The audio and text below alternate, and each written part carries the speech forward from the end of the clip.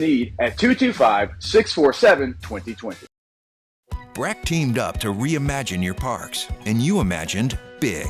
With your help, we went to work, creating 12 beautiful community parks across the parish. A family-sized water park, miles and miles of trails, and parks just for your dogs.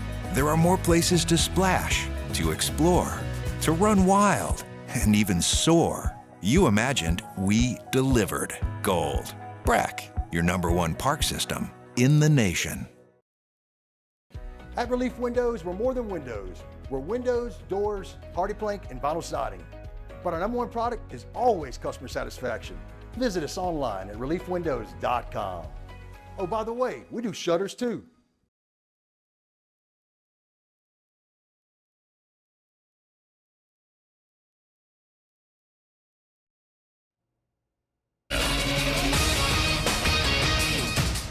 I'm Christine Lisi. Bills quarterback Josh Allen's losing his top receiver nearly 4 years after trading for him. Buffalo's trading Stephon Diggs and 2 draft picks to the Texans for a 2025 second rounder. Houston is adding an elite receiver. Bills will be without part of their core, but some Diggs' self-created drama likely made a change necessary, points out our Harry Douglas. Once you get to a point as an organization that where you feel like, okay, we can't deal with it anymore, then you got to do what's best for your team. I thought the Buffalo Bills did what was great for Stephon Diggs, moving him forward, and you wish him well and the best. But the Buffalo Bills had to do what they had to do with what that was necessary for their organization. Harry and Freddie and Harry, the Bills' dead money charge in 2024 for the deal, $31 million. LSU star Angel Reese declared for the WNBA Draft. She is a projected first-round pick. Big East Player of the Year, Providence's Devin Carter, declared for the upcoming NBA Draft, ranked number 17 in the ESPN 100 among draft prospects. Rangers expect third baseman Josh Young to miss 8 to 10 weeks after surgery on a fractured right wrist. Feeling great starts with a great shave, and great shaves start with Barbasol Shaving Cream.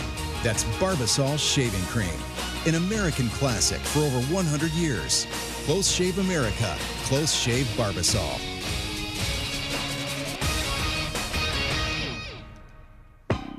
Matt Moscona. I'm very important. After further review. Say it one more time. After further review with Matt Moscona. And here we go. Live from the Mercedes-Benz of Baton Rouge Studios. Let's ride.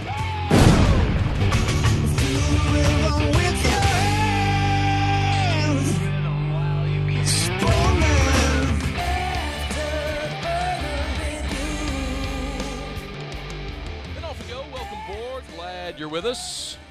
AFR presented by Pluckers. We are live on location at the SKC. Pels Magic tonight in this building. I'm fired up for it. We got a ton to do. Angel Reese is declared for the draft. We got Saints potential free agent quarterback targets maybe to get to. We'll talk some booze with Taylor Calandro later this hour. A ton to do, but let us begin as we do every single day. It's time to pop the top on another edition of AFR with Bud Light. Drink easy. And would it be any more appropriate to begin our voyage here than with Todd Graffagnini? How could we possibly come to the blender and we don't even need the drop? We got the McKinney. Yeah, you're right. Yeah, you're right. I love it. Yeah, you're right. Radio voice of the Pels, Graff, is here with us to start the show. How are you, man? Matt, it's great to see you. I feel like Terrio. Well, I don't get to see you very often. Do you want to tell people why you've been ghosting the show? Our audience hasn't heard from you in quite some time. Well, as people that really know me well, I am a very superstitious person, or as old Tulane baseball coach Rick Jones would say, routine-oriented, if you will. And it just so happens that every time I come on this show and the Pelicans are playing that night, it never ends well for the Pelicans. So I had to think about it at first when you asked me to come on. But your persuasion was just too much. I had to come in here. So if we don't pull it out tonight, you know who I'm coming after first. That's fine, Graff, but I am the least superstitious person in the world. So we counterbalance each other well. And I just don't believe that you coming on the show has any bearing whatsoever on the outcome of a basketball game. It might just be situation. But I will tell you this, Graff. You will agree here. The Pels have been pretty remarkable this season at the bounce back. Right. They rarely put together back-to-back stinkers. I mean, we can look at the loss to OKC, the bounce back with the win against Milwaukee, the loss at Orlando, and then the second of a back-to-back win convincingly down in Miami. Like, what do you attribute that, by the way, their ability to bounce back and play well? I just think it's their leadership, specifically Willie Green. He's just so even keel. It's never too high, it's never too low, and he's been that way for 3 years, Matt. I mean, since he came here. You think about it. Willie Green's career started out 1-12 and 3-16. I mean, he's been swimming upstream since literally he started the job, and he didn't have his best player for 70% of the games that he's coached. In Zion Williamson, and about 45% with his second best player in Brandon Ingram. And he's now, I mean, it took him 3 years to get there, but he's an over 500 coach. But again, when you start out 3-16, it's hard to get to the above 500 mark. 42 wins a year ago, got above 500. But think about it. We went to the playoffs 3 years ago, Matt. The record was 36-46. It was not 500. Wasn't even close to 500. But got in it in the 9 spot, and then of course won the 2 play-in games and got in. But I just think that's really the key. It's just been a resilient group since Willie Green's been the head coach. And to tell you how far they've come, I'd almost forgotten about that losing streak. And I remember having you on when they finally ended the losing streak, and your comment something to the effect of like, you wondered if it was ever going to end. Like, were they ever going to win again? It's weird that way in the NBA. When you're winning, you go to you can't wait to get to the arena. It's like there's nobody that's beating us, and it doesn't matter. And it's completely the opposite when you're losing. Like, how are we ever going to win another game? And it doesn't matter who you're playing. So yeah, that's just, it's funny. I'm going on a stream of consciousness here. No, please. I walk into the studio, and our hype man, our in-house MC is in there, Theo, who of course does a great job out there and just hypes the crowd up. And I see him. I go, Theo, man, hype him up today. Hype him up. He goes, yeah. Because I got to do it quick, man. We got 3 games left. I'm like, holy crap. Is that unbelievable? We got 3 home games left in this season. It is a grind when you're in it. And then all of a sudden, you're going October, and now here we are, literally 10 days away from the end of the regular season. I kind of have to describe football season like that, while when you're in the fall, it's a day-to-day grind. But in total, it goes by in a blink. But basketball has to feel even more so when you play 82 and you mix in all the travel, which, you mentioned Terrio a bit ago. It's the thing that he would always say is the most under-talked about and underappreciated part of that sport is the travel.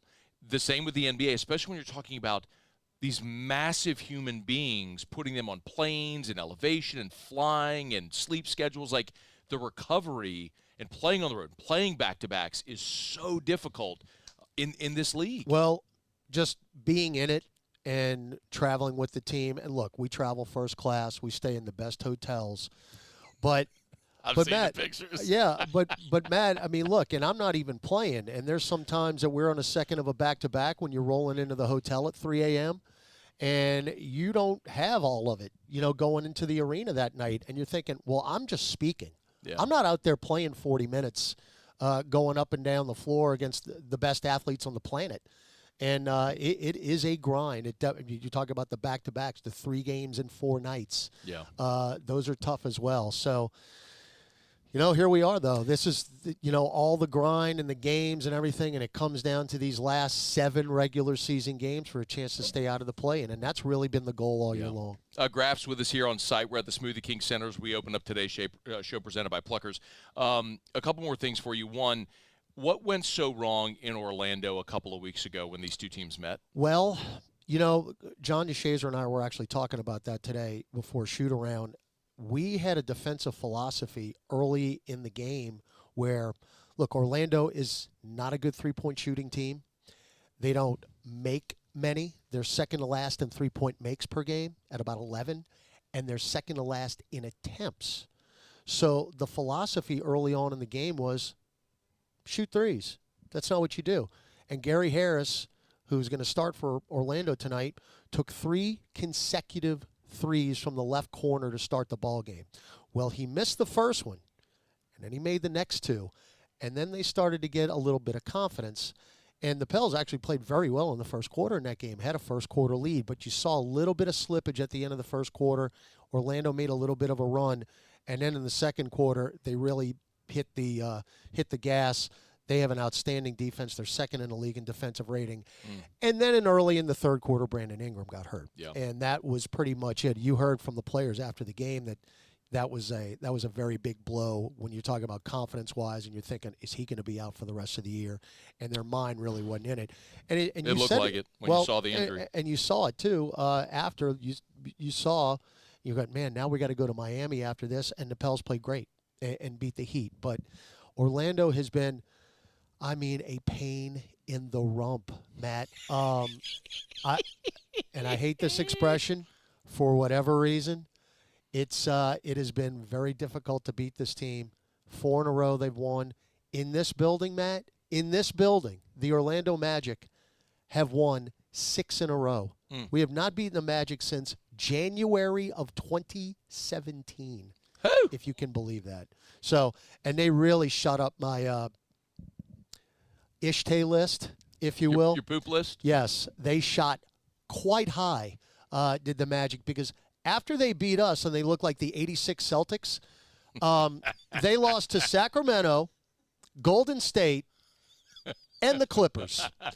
All at home, all in a row. Thanks for nothing, Magic. So, yeah, look, there's so many reasons why the Pels need to win this game tonight. You got to take it personal, man. I mean, you just got to take it personal. I'm tired of losing to the Magic. And they've already killed us this year. Not only just beating us head-to-head, but not helping us out beating the teams that are around us in the standings. Well, as they say, styles make fights. Sometimes just a bad matchup. But the Pels are favored tonight by 3.5. And you being superstitious, if, in fact, or when the Pels do win this game tonight, then we can in turn look back and say when Scone does a show at SKC and Graff comes on the show. You know you're going to have to do it in here, though. So we're in a and by the way, a million thanks to Chris, Henry, the people at the Pels who were so accommodating. Graff connected us. But we're like in a small workroom. It's a media workroom, literally out room. there. The Orlando press conferences are out there as well, and our PR office is in here too. So we're in a small workroom behind separated by a door, and Graff was like, "Oh, you could have come done it in our studio." I'm like, well, thanks a lot, man. I didn't think about it, people, until literally I walked in the door. So 6 minutes to air. I'm like, a little too late. How quickly can you unpack everything and move us? Okay, but you mentioned Rick Jones. Right, former Tulane baseball coach. You happen to be one of the most superstitious people ever, right? He makes me look tame. I told you if you came, I had something for you. So as promised, there look it is. At this. Authentic. Can you give us a little history here? Oh man, this has got to. You know, so Graff, who's in the Tulane Sports Hall of Fame, longtime Tulane play-by-play man. My brother Keith got in the year prior for baseball, awesome. So three of my. I mean, I know this is an LSU show here. Trust me. No, this is a Louisiana show. Well, I want all Louisiana teams to do well. 3 of my brothers played baseball at Tulane, and I called every game they ever played. Really, the coolest thing for me was having my mom sit about 3 rows in front of me at the old Turchin Stadium with the headphones on.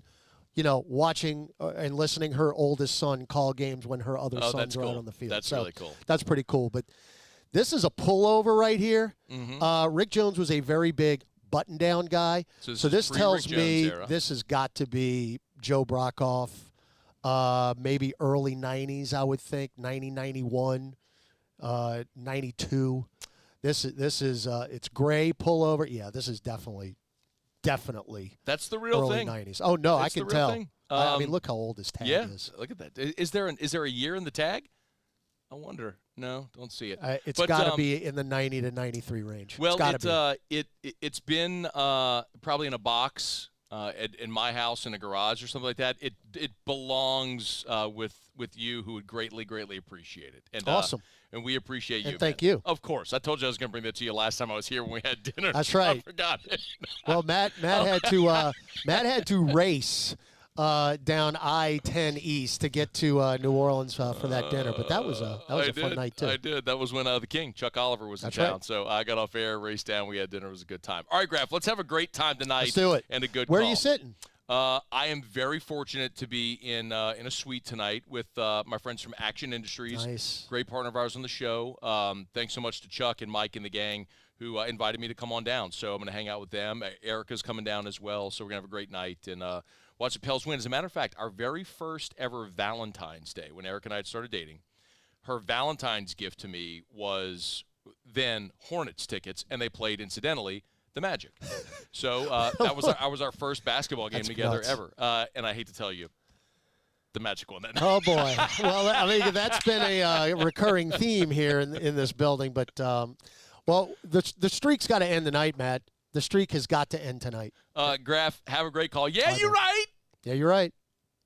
Come on, yeah, Lisa. you're right. Yeah, you're right. Okay, there it is. There it is. All right, thank you, Graff. Right. Have a great call. We'll see you. Stay here. We'll talk Angel Reese next on AFR. AFR. We're brought to you by the Renaissance Hotel and the Watermark Hotel, two amazing hotel properties in Baton Rouge, the Watermark downtown, the Renaissance Southtown. Remember, coming up a week from Friday, it is the next Evenings at the Renaissance event. Been telling you about Tallulah inside of the Renaissance Hotel. Such an amazing opportunity. Their indoor-outdoor vibe and flow. The cocktails for Evenings at the Renaissance next Friday, the 12th, are provided by Sugarfield Spirits. It's a local spirit distillery. So, look, contact the Renaissance, find out about tickets. It's going to be a great way to just have a fun night out and do something different. You can always go downtown, check out the Watermark, which is Baton Rouge's premier hotel property, the Gregory, right there in the lobby of the Watermark. Even if you just walk in to have a glass of wine, a cocktail, as you look out on 3rd Street and the whole area right there in downtown, watch the pedestrian traffic, it's amazing. It's the Watermark Hotel downtown, the Renaissance Southtown on Bluebonnet. Two amazing hotel properties and great sponsors of ours here, the Watermark and the Renaissance. He's here. Anyone want a Coors Light?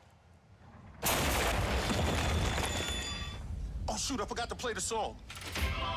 I got a guy who can fix this. The Windsor Senior Living Community in Mandeville, Louisiana is a beautiful, vibrant apartment community geared toward seniors.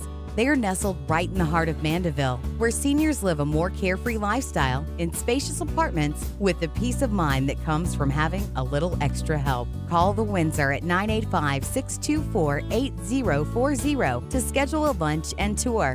Come see how the Windsor can be your passport to peace of mind. There it is, the extra mile, on the border of expected and extraordinary for those willing to go further, like vans customized for work or play, with safety and tech to keep you connected, supported by a 5-star sales, service, and finance team, and backed by the 1-star you know. So go the extra mile. It's never crowded, because so few have what it takes to go there. Mercedes-Benz Vans. Electricity is all around us, and our families depend on it. Every day is sparked by the power of a cold drink or a warm meal, a movie night, and a comforting light at the end of a dark hallway. From sunrise to sunset, playtime to bedtime, our team is ready to take care of your electrical needs. Even in the case of an after-hours emergency, the light in your life shines brighter with Mr. Electric. Hey, it's Matt Moscona. For years, you've heard me tell you about Insurance Network of Louisiana, helping you find better coverage for less money. But it's not just for your home and auto. They also offer commercial property. So, retail stores, professional offices like doctors, dentists, attorneys, clothing boutiques. Insurance Network of Louisiana can find you better coverage for less money. They service the entire state of Louisiana, and they're local. So call today at 293-0450 or lainsurance.net. Jerry and Benny Payne began Central Plumbing Company out of their driveway in Tanglewood Subdivision.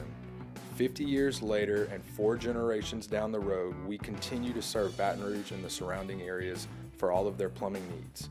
Residential, commercial, industrial, or hospitality, Central Plumbing is here 24/7, 365. We want to thank our customers, family, and friends for 50 years of success. And looking forward to 50 more. At Relief Windows, we're more than windows. We're windows, doors, hardy plank, and vinyl siding. But our number one product is always customer satisfaction.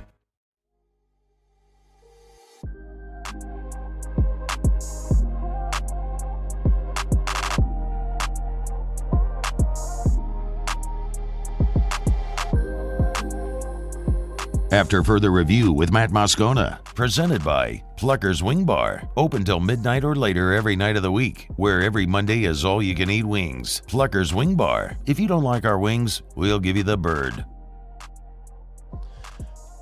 Thanks so much to Graff for starting the show with us. Of course, our show open every day is brought to you by Bud Light. Drink easy in Louisiana with the great taste of Bud Light, the official beer of the Tigers. And, Bud Light and our friends at Mockler, they'll be out at Rock the Country this Friday. Kid Rock, Jason Aldean, they'll be at Lamar Dixon. Our friends at Mockler will be there. Our sister station, Eagle 98.1. 100.7 The Tiger, they'll be out there as well. Going to be a great time. And I don't know if they've chosen yet. I'll check on their social media, but our friends at Mockler were giving away tickets to Rock the Country. It's a very, very tough ticket, and they're expecting some 17,000, 20,000 people at Lamar Dixon. I mean, it is going to be a thing there. So if you didn't get tickets, our friends at Mockler have them. So it's a good opportunity to get on their social media and find out you can win tickets, courtesy of our friends at Mockler Beverage and Bud Light. Drink easy with the great taste of Bud Light, the official beer here of AFR. All right, y'all. Glad you're hanging out with us here. Thanks to Graff, who started the show. If you're just jumping aboard, we're here at the Smoothie King Center. I'll be in that number tonight. Really looking forward to it. Pels Magic, it's a big one. This game in particular, we're here only because our friends at Action Industries were kind enough, Chuck and Mike were kind enough to offer me and Erica to come down and join them in their suite for this game tonight. I know, bougie, whatever. But I'm pumped. I'm so excited. I've said this so many times. If you ever have an opportunity, I think the sport two sports that television does not do justice, the size, the speed, the agility, all of it, are the NBA and the NHL, because they are continuous action vertical sports. It's up and down.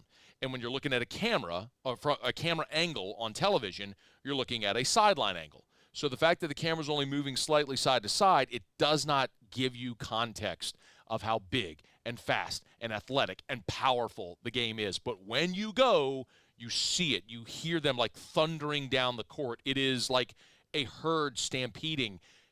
Being in the arena for an NBA game is incredible. If you ever have the opportunity to go. And if you ever have a chance to sit as closely as you possibly can, amazing. Anyway, so I'm pumped. I'm pumped to be here tonight. So thanks so much to the folks here at the Pels who have very, very kindly accommodated us, which they did not have to do, but they did, and I'm very grateful. We started the show with Graff. The biggest story of the day today is something we kind of touched on a bit yesterday because we anticipated the news in doing the postmortem on the LSU women's basketball season. But Angel Reese has declared for the WNBA draft. Her over-under right now, odds are 7.5. So she'll go somewhere in the top 10, around 7 or 8 when you look at her odds and what mock drafts are projecting. You know, there's two parts of this conversation that we need to have with respect to Angel Reese. And one of them is if she's making the right decision. And we talked about that a smidge yesterday, which is, quite honestly, I feel like the bigger opportunity for stardom is actually in college, because you just played in a basketball game that had 12.3 million viewers. You'll never see an audience of 12.3 million viewers in a WNBA game. It's just not plausible. So because you have the TV contracts, the star power, the brand recognition associated with college programs, the loyal fan bases, you're going to have more exposure than you will in the WNBA, as odd as that sounds. And WNBA contracts max out at around $250,000. So, Angel Reese, sure, she'll make six figures playing in the WNBA. Could she have gotten an LSU NIL deal around $250,000 from the collective to come back one more season? I think that's plausible. She could have made more. All of her large-scale ad deals she does, Reebok, et cetera. She had made her announcement today in Vogue magazine. So she can SI swimsuit. She can continue to do. She could have continued to do all of the large-scale national endorsement she's doing, probably gotten money from the collective, gotten more exposure than she would in the WNBA. But the trade-off there is you got to go to class. And you have a rigid schedule where you are going to class and practice and study hall and all the other things. And now you go be a pro and your life is your own. You'll be playing basketball exclusively. You're being paid to do that. You can continue to do all of your national endorsements and stuff. It's just, I think the best example is just the one at Iowa right now in Caitlin Clark. Caitlin Clark from a year ago and losing the national championship game to now, and yes, the scoring record and all that stuff got so much attention, but you have Ice Cube offering her $5 million a year to go play in the Big Three.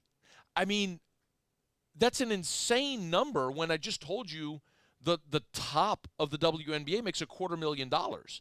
Ice Cube is offering her $5 million per year to go play in the Big Three. So, and it's because she used the platform she had at Iowa this season in women's college basketball to continue growing her brand. So, for Angel, it's a moot point now because Angel Reese has declared and she's going to go pro, and I understand it. But I think there was a lot of merit to the possibility of her returning for another year.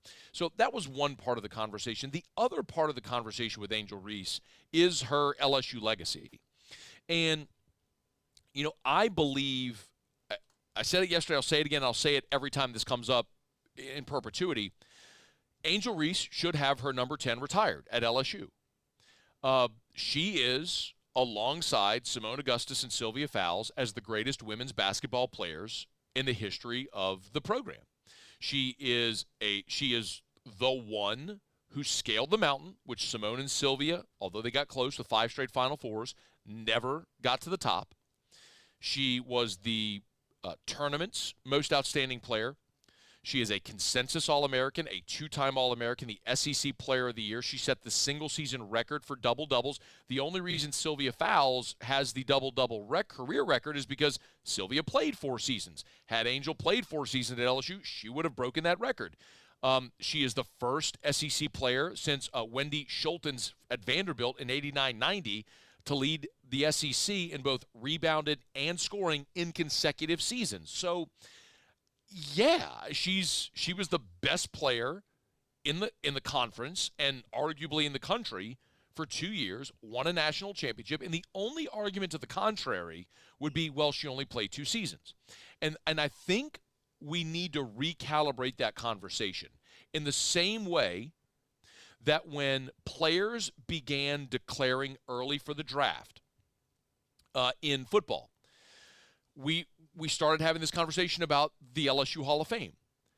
Because, as many of you may know, part of the bylaws in the LSU Hall of Fame is that if you didn't graduate, you can't be in the LSU Hall of Fame, which is fundamentally absurd. Like, there's an LSU Hall of Fame that doesn't include Pete Maravich. That's stupid. You have a building named after him. He can't be in the Hall of Fame because he didn't graduate, because he left, because he never graduated. He played 4 years but never graduated from LSU. It's stupid. Like, how can you have an LSU Athletics Hall of Fame without Alex Bregman and Leonard Fournette? I mean, go down the list of the greatest players. Dylan Cruz. Like, are you going to tell me Dylan Cruz is never going to be in the LSU Athletics Hall of Fame because he only played 3 years? But that's how times have evolved, and those rules and stipulations should evolve as well. And in the same manner as we had that conversation, I think we need to have the conversation about the portal. Because Joe Burrow, while he did get a graduate degree from LSU, played 2 years. If you're going to tell me the argument against someone like Angel Reese or Paul Skeens is they only played 1 or 2 years. So did Joe Burrow. And no one is ever going to argue against Joe Burrow receiving any type of accolade ever at LSU. Jersey retirement, statue, you name it. Name the stadium after him. I don't care. But whatever. Like, times change, and so these conversations and the context around the conversations need to change as well. And I think Angel Reese is a great example of that. Simone and Sylvia both played 4 years, and they graduated from LSU, and their jerseys are retired, and they both have statues at LSU, and they should. And so, too, should Angel Reese, because she is in that rarefied air. She's on the Mount Rushmore. She's like all the conversations people have about the greatest this or that. In the context of the conversation of LSU women's basketball, it's Simone, it's Sylvia, and it's Angel. Like, any conversation has to start there. And she deserves to be recognized as such, and I hope one day we do see that happen. Congrats to Angel Reese on 2 amazing years in Baton Rouge, and good luck to her in what's next, the WNBA Draft coming up this summer. Okay, we're glad to have you aboard with us here, and actually not this summer. It's coming up a few weeks in the spring. Glad to have you aboard with us here. We're at the Smoothie King Center. We're brought to you by First South Farm Credit, firstsouthland.com, firstsouthland.com, firstsouthland.com. If you're thinking about buying land, there's a lot of different options you have, but the reason I tell you every day about First South Farm Credit is because since 1916, it's the only thing they do. They help Louisianians buy land.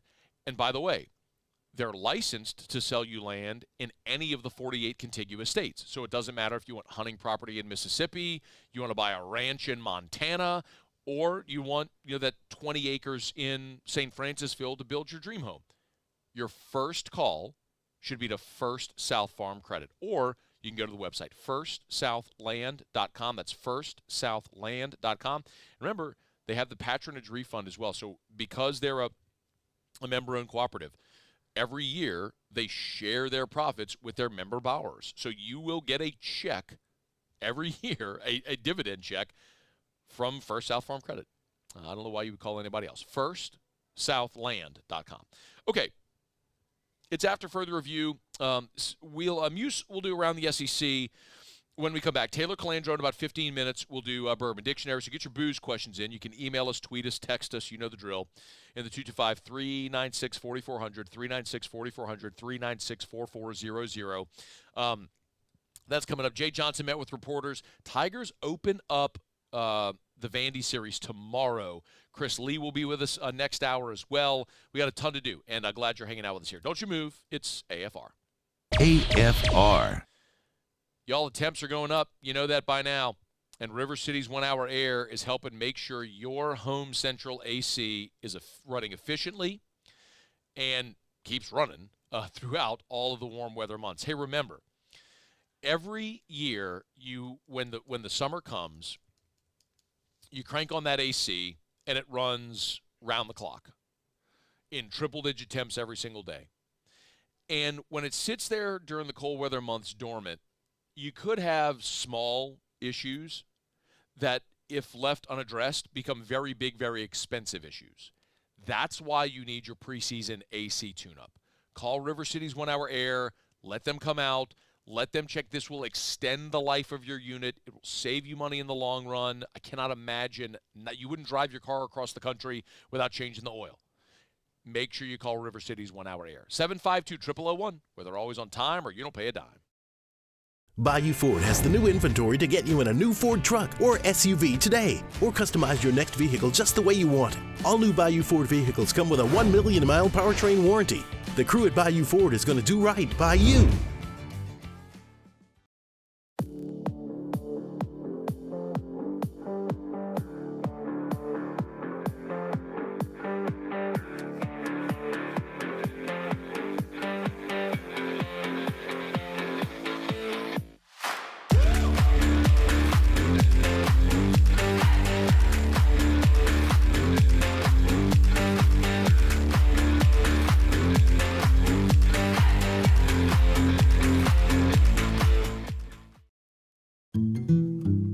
Power up your next project with John Deere Deals by Sunshine.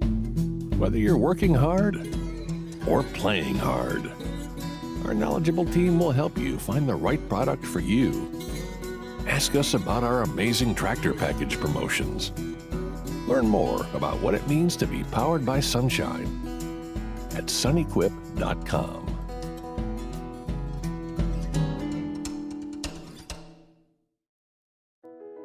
I've been doing business with Luba for 25 years. They're dependable, trustworthy. It's just the attention to detail with our clients. Our folks have years and years of experience. They're highly trained professionals, but many companies have that asset.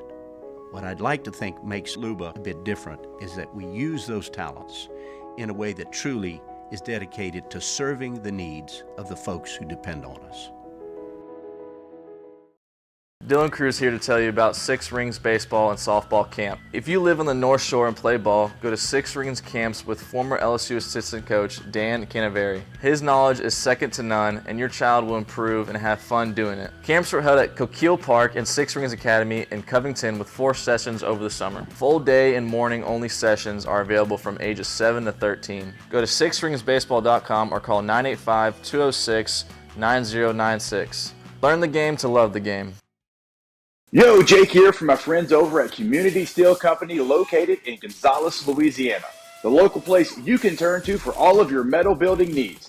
Notice I said local, not Houston, not Dallas, not Atlanta, but right here in Gonzales. Visit them at their brand new state-of-the-art website at communitysteelco.com or pick up the phone and give them a call today to answer all of your questions on your metal buildings, roofing and sheet metal, and any other steel needs you or your business need at 225-647-2020.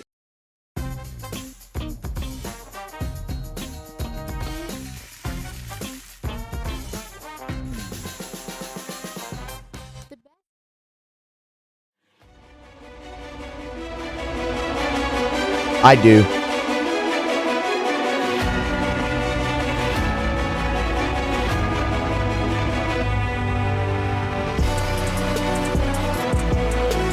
Okay. After further review with Matt Moscona, presented by Pluckers Wing Bar, open till midnight or later every night of the week, where every Monday is all-you-can-eat wings. Pluckers Wing Bar. If you don't like our wings, we'll give you the bird.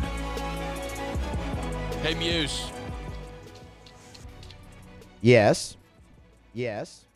Somebody's got some splaining to do. I'm here on location. I open up Twitter, and the @1045 ESPN account has some graphic up there. We post still graphics every day on all of our socials. And someone on our staff ranked the top 5 best tailgating spots in the SEC. Number 5, Bama, 4, Georgia, 3, LSU, 2, Tennessee, 1, Ole Miss. I demand to know right now who is guilty of such gross incompetence so I can fire them immediately. How in the world did someone on our staff put together a top 5 list of the best tailgating spots in the SEC, and they've got LSU 3? Like, any list starts, like, it's not even a matter of, it's not even subjective. It's like LSU 1 and then figure out everything after. I demand to know right now who it was. I don't know who it was. Well, I don't believe you at all. I feel like you're lying to me. Ask Paul. Put Paul on the microphone. This is Paul's domain as our video and OTT manager. Paul, who did this? I demand to know right now. No comment. This feels like insubordination. That's what this feels like. I tell you what, you all can have your little party back in there while I'm gone. You all can have your little games and put out your little graphics and whatnot. But I will get to the bottom of this. I will find out who is responsible for this gross incompetence. And they will be gone. They will be gone. All right. You can go see that graphic. You can see that heinous graphic on any of our socials at 1045 ESPN.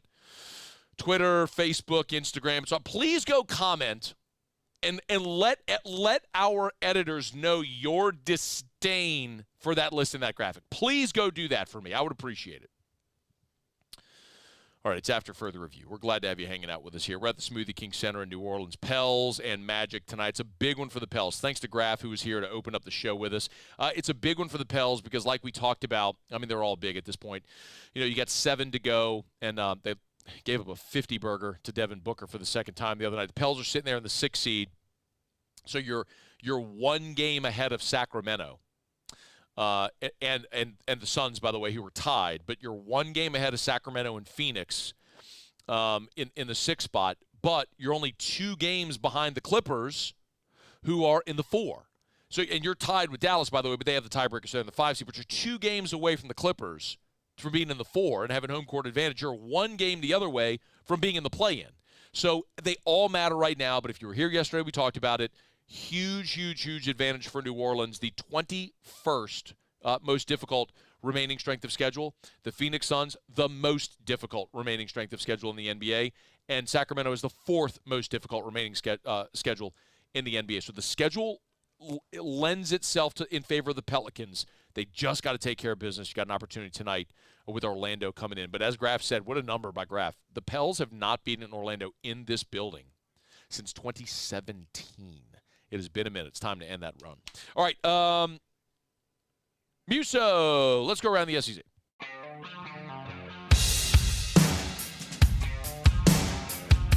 Around the SEC, bringing you the biggest news from the nation's best conference, the Ole Miss Rebels. Well, Lane Kiffin's hired another coach, and another coach with plenty of NFL experience. Former New York Giants head coach Joe Judge is joining Kiffin's staff in Oxford. That's according to Zach Berry from On3. No role was accompanied or reported in that report. But Judge, of course, most recently was an assistant head coach with the New England Patriots, where he was also an offensive assistant and quarterbacks coach. Of course, was the New York Giants head coach for 2 seasons. Will now be a member of Lane Kiffin's staff in Oxford. The South Carolina Gamecocks. Shane Beamer met with the media on Tuesday evening and confirmed that freshman wideout Kelton Henderson is no longer with the program. Beamer also confirmed that it was a coaching staff decision to move on from Henderson and their decision only, and that he still holds Henderson in high regard as a person, and added he'd be willing to place a call or 2 on behalf of Henderson as he searches for a new spot. He was the number 585 overall recruit in the 2023 cycle, a 3-star prospect, no longer a member of the South Carolina football program. The Auburn Tigers. Auburn guard, that almost disappeared. Auburn guard Trey Donaldson will enter the transfer portal after just 2 seasons on the Plains. 6'3" sophomore, averaged 7 points per game to go along with 2 rebounds and 3 assists. A native of Tallahassee, Florida, was a former 3-star recruit in the 2022 cycle. The Mississippi State Bulldogs. While Auburn basketball is losing a player, Mississippi State basketball gets a huge boost. Leading scorer and star point guard Josh Hubbard will be back for his sophomore season in Starkville. Tweeting last night, quote, "Let's run it back, Stark Vegas, year 2 loading." Hubbard averaged 17 points per game as a freshman, was the top 115 recruit in the 2023 cycle and the prize of that class for Mississippi State. He will be back in Starkville for another year. That's around the SEC. Around the SEC is presented by Relief Windows, reliefwindows.com, windows, doors, siding, Relief Windows, and reliefwindows.com. Hey, it's about that time of year. A lot of people are getting your tax refund check. Instead of just blowing it, why don't you invest it into your home? The biggest investment most of us will ever make is our home. You can beautify the exterior of your home. You can increase your resale value on your home. You can make your home more energy efficient by installing energy-efficient replacement windows from Relief Windows. Nobody does it better.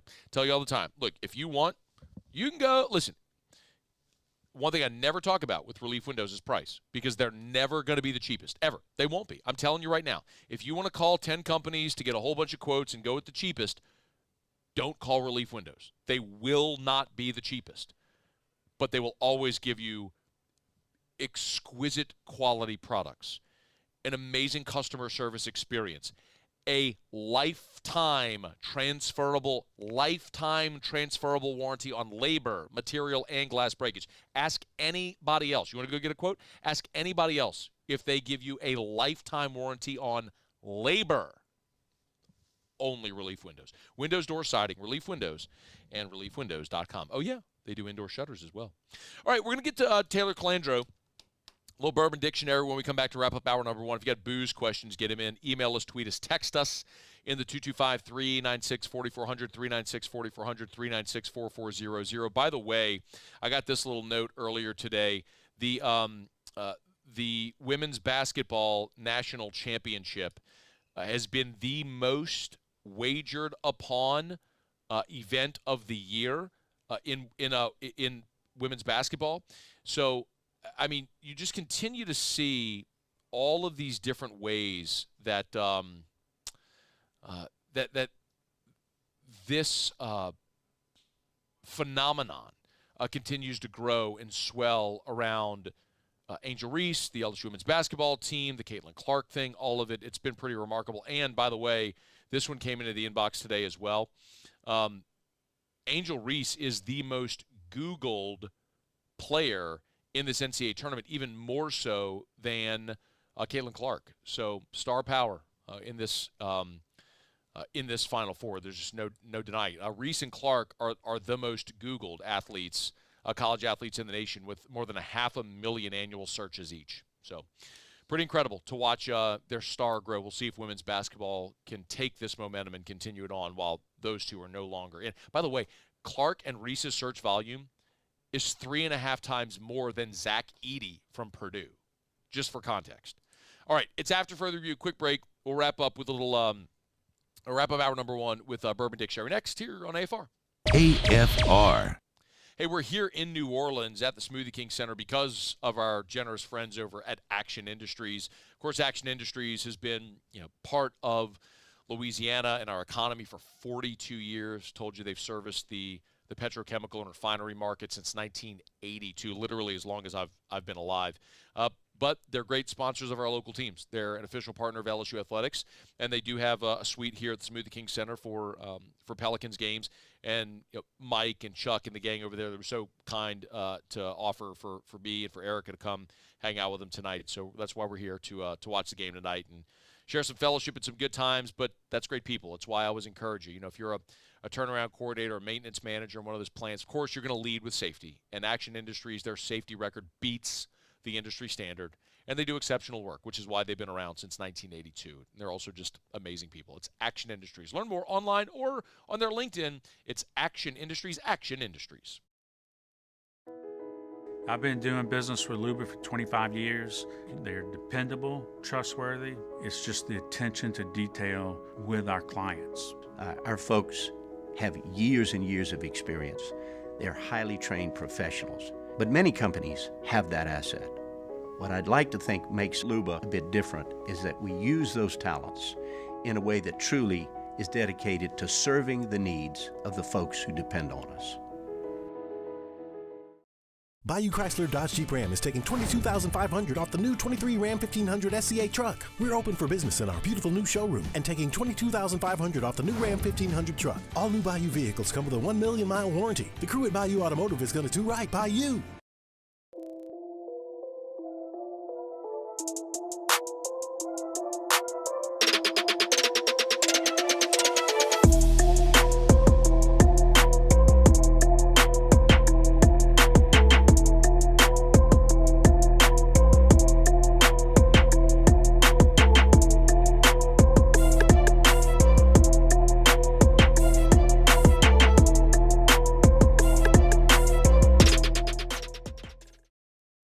BRAC teamed up to reimagine your parks, and you imagined big.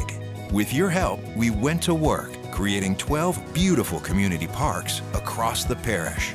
A family-sized water park, miles and miles of trails, and parks just for your dogs. There are more places to splash, to explore, to run wild, and even soar. You imagined, we delivered. Gold. BRAC, your #1 park system in the nation. There it is, the extra mile. on the border of expected and extraordinary for those willing to go further, like vans customized for work or play, with safety and tech to keep you connected. Supported by a 5-star sales, service, and finance team, and backed by the 1-star you know. So go the extra mile. It's never crowded, because so few have what it takes to go there. Mercedes-Benz Vans. Electricity is all around us, and our families depend on it. Every day is sparked by the power of a cold drink or a warm meal, a movie night, and a comforting light at the end of a dark hallway. From sunrise to sunset, playtime to bedtime, our team is ready to take care of your electrical needs. Even in the case of an after-hours emergency, the light in your life shines brighter with Mr. Electric. Gulf Coast Bank and Trust is giving our customers the power to bank anywhere, anytime during this challenging event. And we're right there with you. Our mobile banking app is a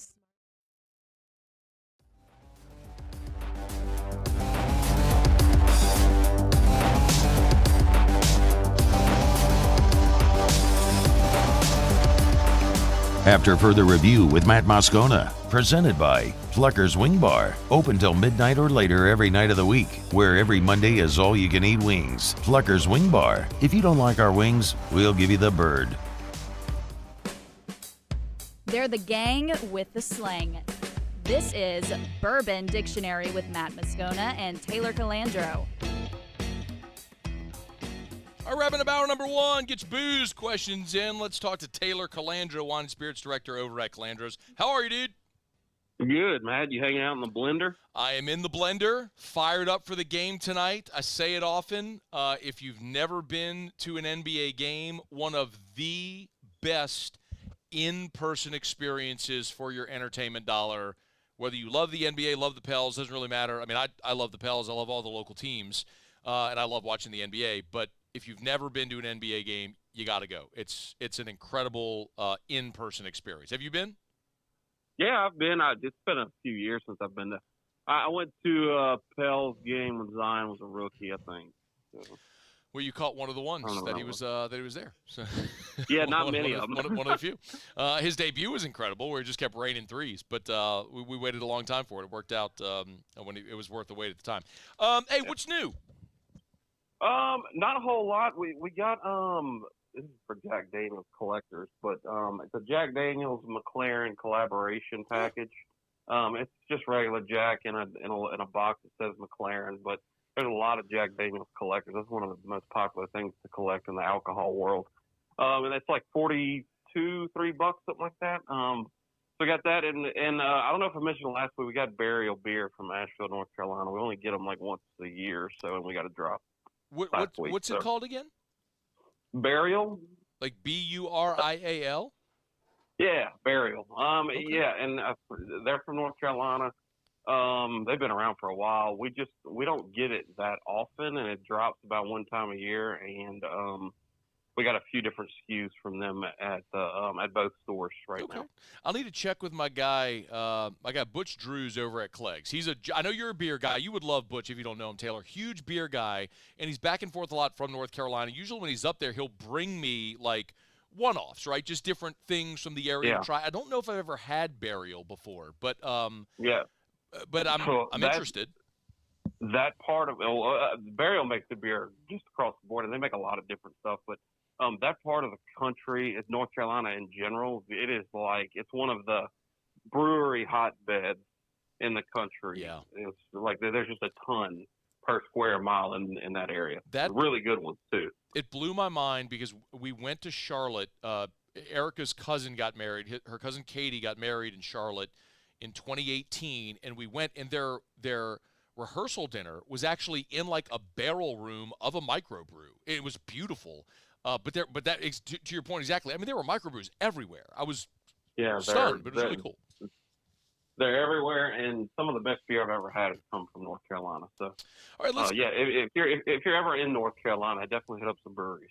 Got a couple minutes. Let's get some questions. You know the drill. You can email us, tweet us, or text us in the 225-396-4400, 396-4400, 396-4400. Joshua said, hey, I'm going to Bourbon Country.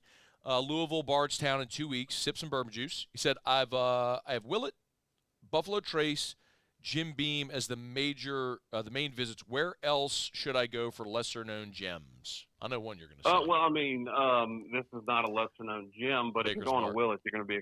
Oh, you said Willett? Okay. No. He said he's going to Willett. If you're going to Willett, you're literally across the street from Heaven Hill. You have to go to Heaven Hill at least to go to the gift shop.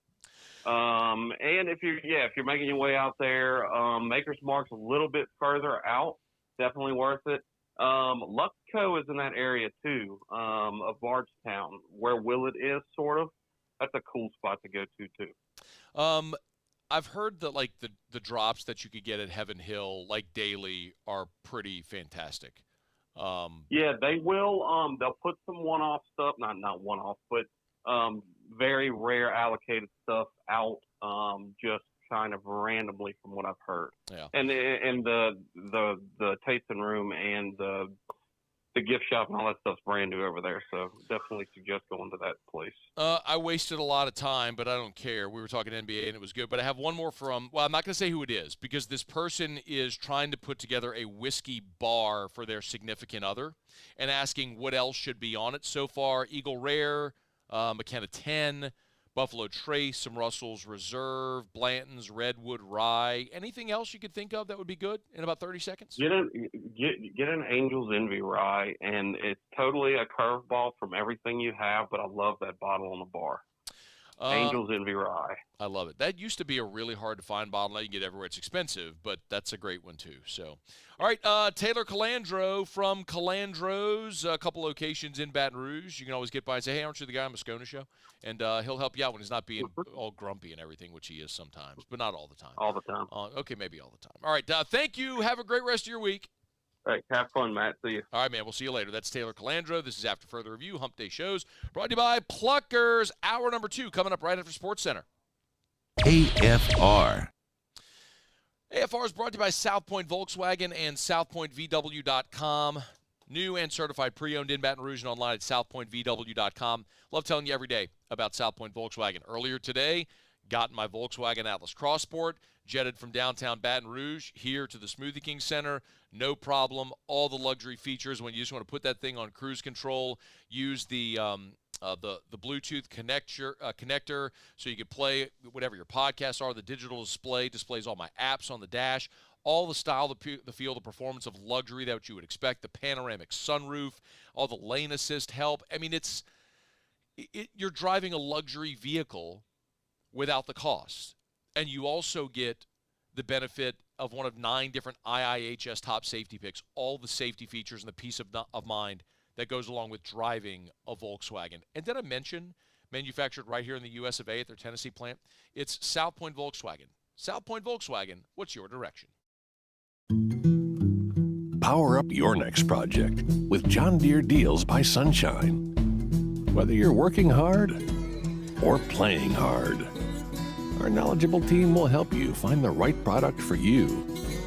Ask us about our amazing tractor package promotions. Learn more about what it means to be powered by sunshine at sunequip.com.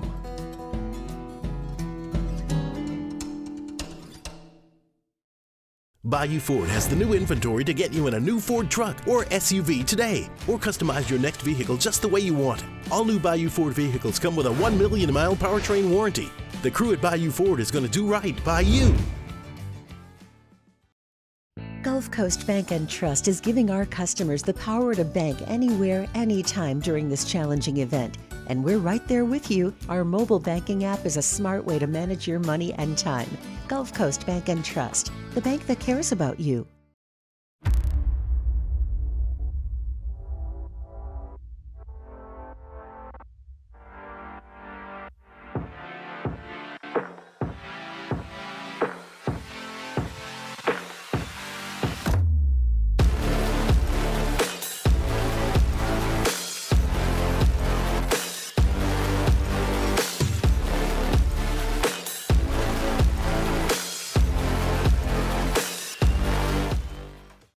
Hey, it's Matt Moscona. For years, you've heard me tell you about Insurance Network of Louisiana, helping you find better coverage for less money. But it's not just for your home and auto. They also offer commercial properties, so retail stores, professional offices like doctors, dentists, attorneys, clothing boutiques. Insurance Network of Louisiana can find you better coverage for less money. They service the entire state of Louisiana, and they're local. So call today at 293-0450 or lainsurance.net.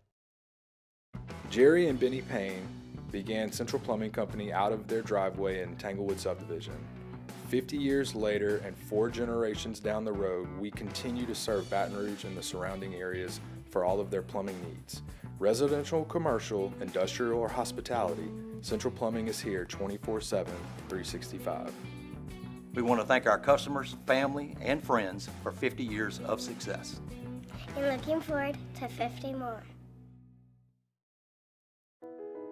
I've been doing business with Luba for 25 years. They're dependable, trustworthy. It's just the attention to detail with our clients. Our folks have years and years of experience. They're highly trained professionals, but many companies have that asset. What I'd like to think makes Luba a bit different is that we use those talents in a way that truly is dedicated to serving the needs of the folks who depend on us.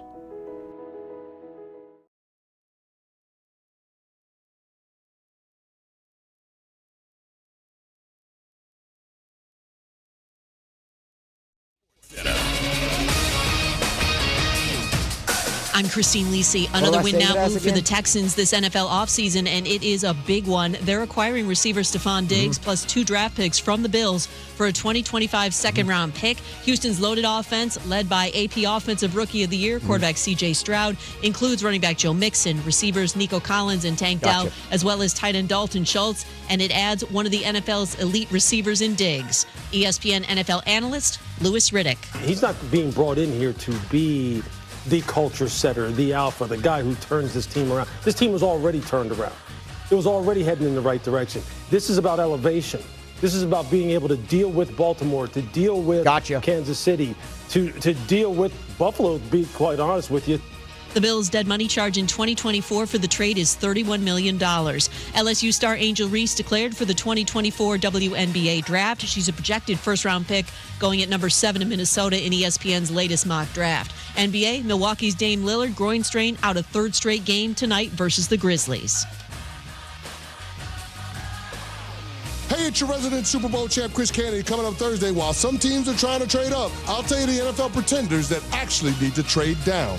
It's Unsportsmanlike, 6 a.m. Eastern, right here on ESPN Radio, ESPN2, and ESPNU.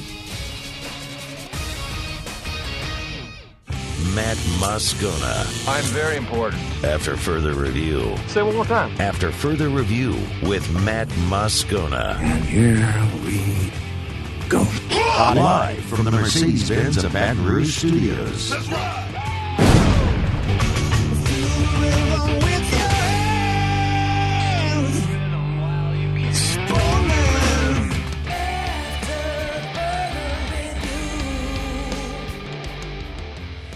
Hour 2, off we go. Welcome aboard. Glad you're with us.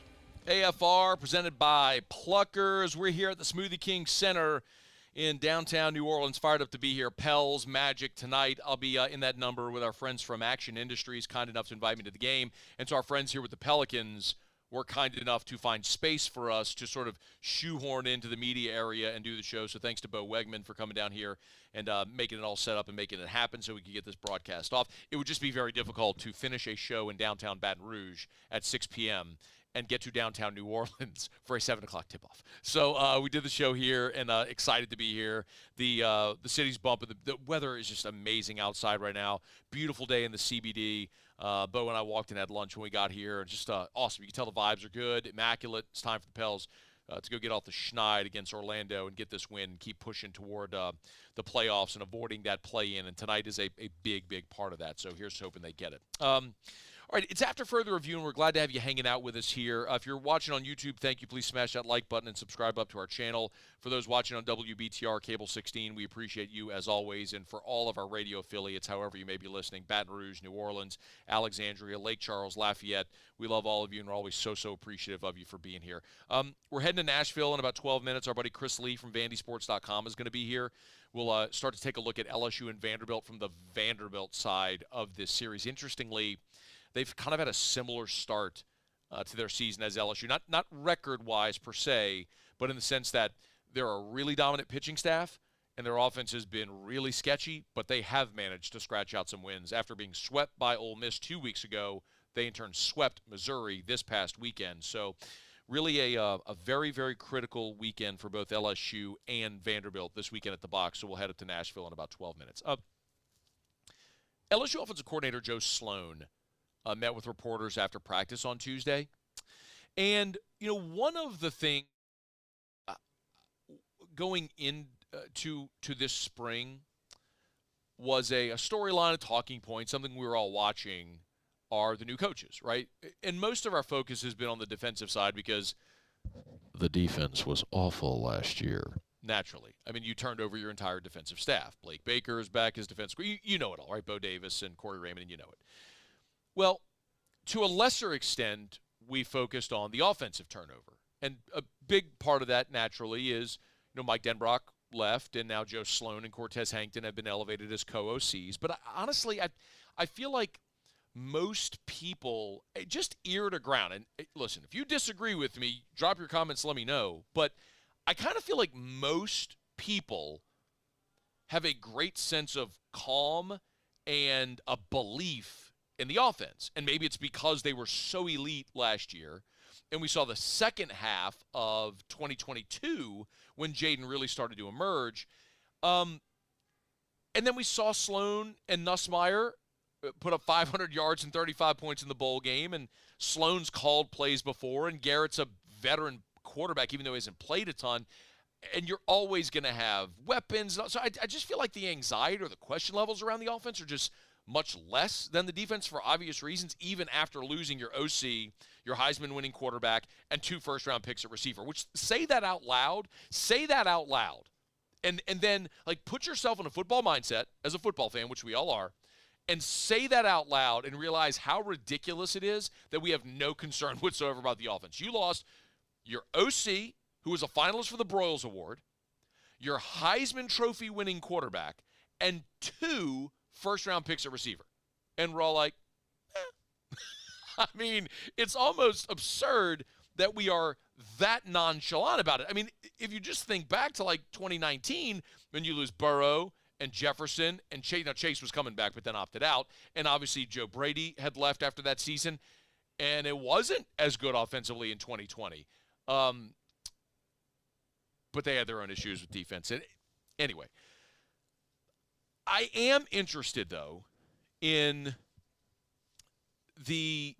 how some of the new staff is going to come together. I would say most notably Slade Nagel, because while Mike Denbrock was the offensive coordinator, the other component of Mike Denbrock's job is he was your tight ends coach.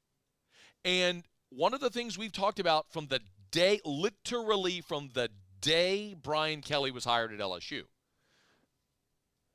that he develops and pumps talent into the NFL at a greater rate at 2 positions than any other. Offensive line, tight end.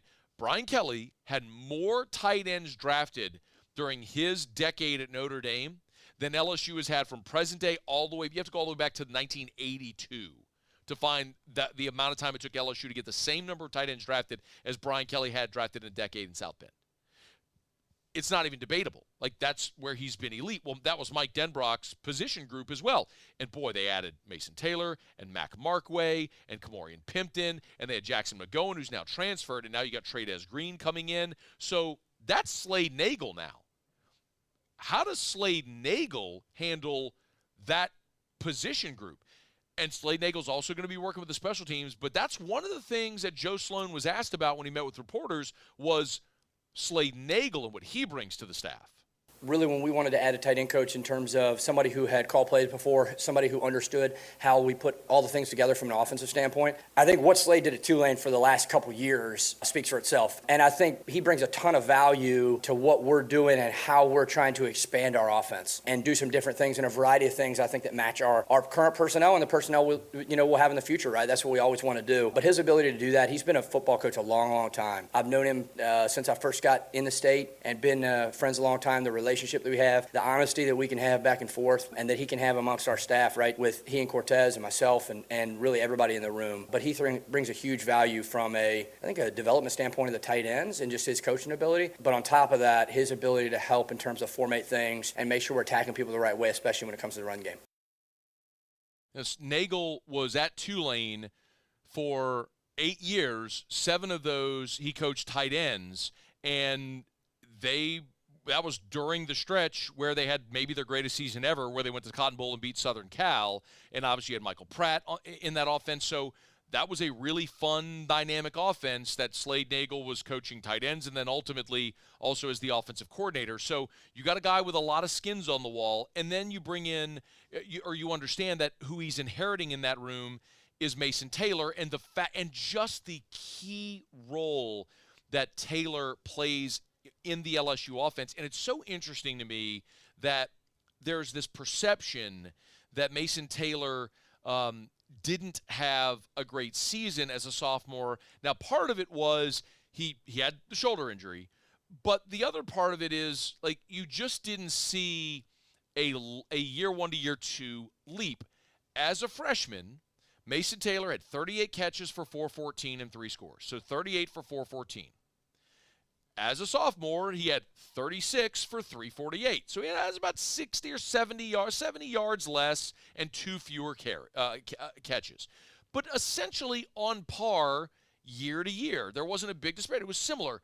The massive difference, though, in 2023 is you had 2,000-yard receivers in Malik Neighbors and Brian Thomas. So those guys were going to get the ball fed to them more so than Taylor. This year, with no Malik Neighbors and no Brian Thomas, and you don't have those no doubt surefire 1-2 punch tandem that's going to be your dominant receiver group, that may emerge. It stands to reason that Mason Taylor may have a better year. Here, by the way, was Joe Sloan on LSU's junior tight end.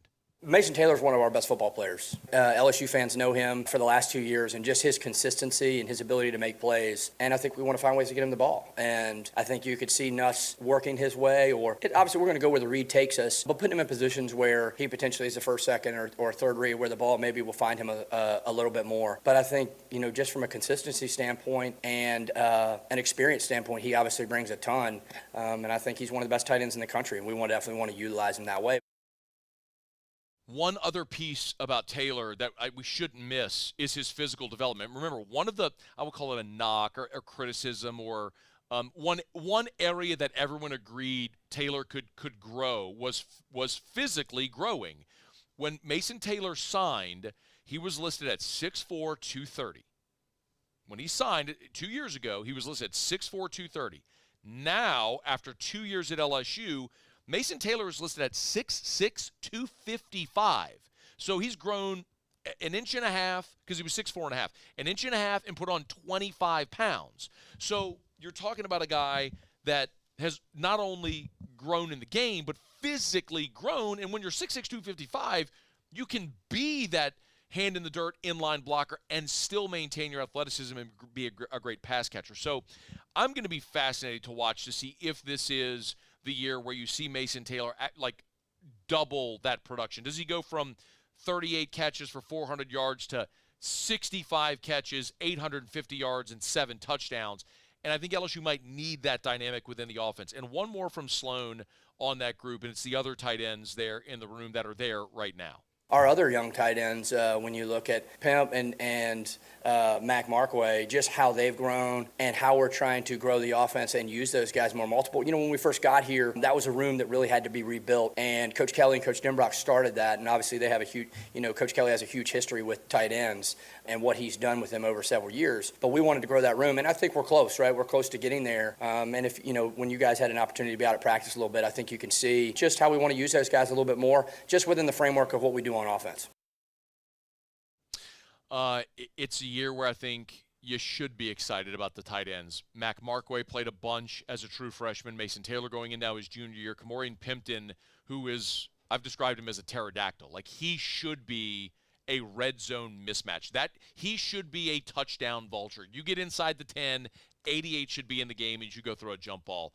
And then I could say the same for Trey'Dez Green, the freshman coming in when he gets on campus, who could have a similar impact. I mean, he's 6'8", with that wingspan, basketball player, can jump. Yeah, I mean, you got mismatches around the red zone. It's going to be fun to watch those guys this year. Like I keep saying, offensively, I think they're going to be great offensively again. It's just going to be different. You're not going to have a quarterback that runs it 135 times. You're not going to have 2,000-yard receivers. It's just going to – you're not going to have 8 scholarship running backs. I think the results are going to be great. The fun part is going to be watching how those results manifest, and they're well on their way. All right, it is after further review. We're here at the Smoothie King Center. Hump Day Show is brought to you by Pluckers. Need a place, of course, to watch the Pels and the Magic tonight. You can get by Pluckers, either location, Nicholson or Bluebonnet. Remember, at Pluckers every single Wednesday, it's trivia. So test your knowledge, win Pluckers gift cards. Have a great night over at Pluckers. Okay, quick break. We're heading to Nashville next. Our buddy Chris Lee, VandySports.com, will join us. Talk a little LSU Vandy baseball when we return on AFR. AFR. Buying or selling, commercial or residential, you need a realtor. You need Darren James. By the way, I'm not sure if you noticed, but interest rates recently ticked down about a point. And what you're starting to see is inventory back on the market and buyers get active. Because here's what's going to happen. If interest rates drop again, there's going to be a feeding frenzy. And if you wait to buy a home, or if you wait to sell your home, what might happen to you here is you get caught up in that frenzy, a flooded market. So act now. If you've been thinking about selling your home, this is the time. At least call Darren James and have that conversation about your options. 335-7666, 335-7666, or agent225.com. On the Wall Street Journal's list of the top 1,000 realtors in America. You need a realtor? You need the best. It's Darren James. Think real estate, think Darren James. There it is, the extra mile, on the border of expected and extraordinary, for those willing to go further, like vans customized for work or play, with safety and tech to keep you connected, supported by a 5-star sales, service, and finance team, and backed by the 1-star you know. So go the extra mile. It's never crowded, because so few have what it takes to go there. Mercedes-Benz Vans. The Windsor Senior Living Community in Mandeville, Louisiana is a beautiful, vibrant apartment community geared toward seniors. They are nestled right in the heart of Mandeville, where seniors live a more carefree lifestyle in spacious apartments with the peace of mind that comes from having a little extra help. Call the Windsor at 985-624-8040 to schedule a lunch and tour. Come see how the Windsor can be your passport to peace of mind. Power up your next project with John Deere Deals by Sunshine. Whether you're working hard or playing hard, our knowledgeable team will help you find the right product for you. Ask us about our amazing tractor package promotions. Learn more about what it means to be powered by sunshine at sunequip.com.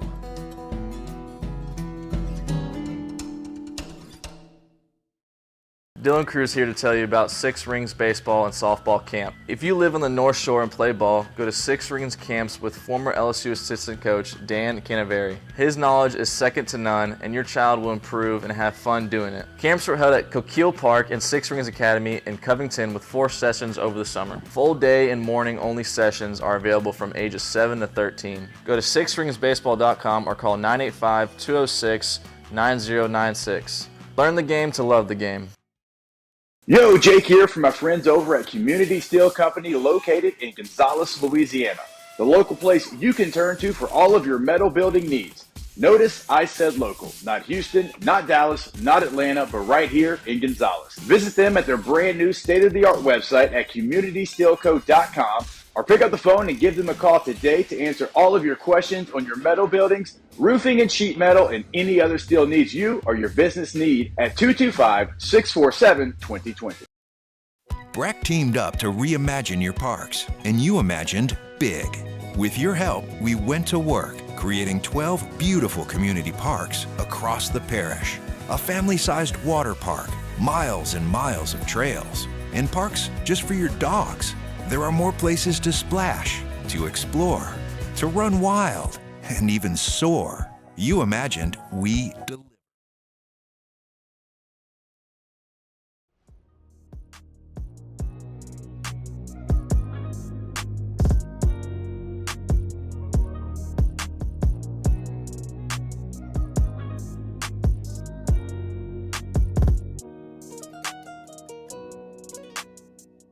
After further review with Matt Moscona, presented by Pluckers Wing Bar, open till midnight or later every night of the week, where every Monday is all-you-can-eat wings. Pluckers Wing Bar. If you don't like our wings, we'll give you the bird.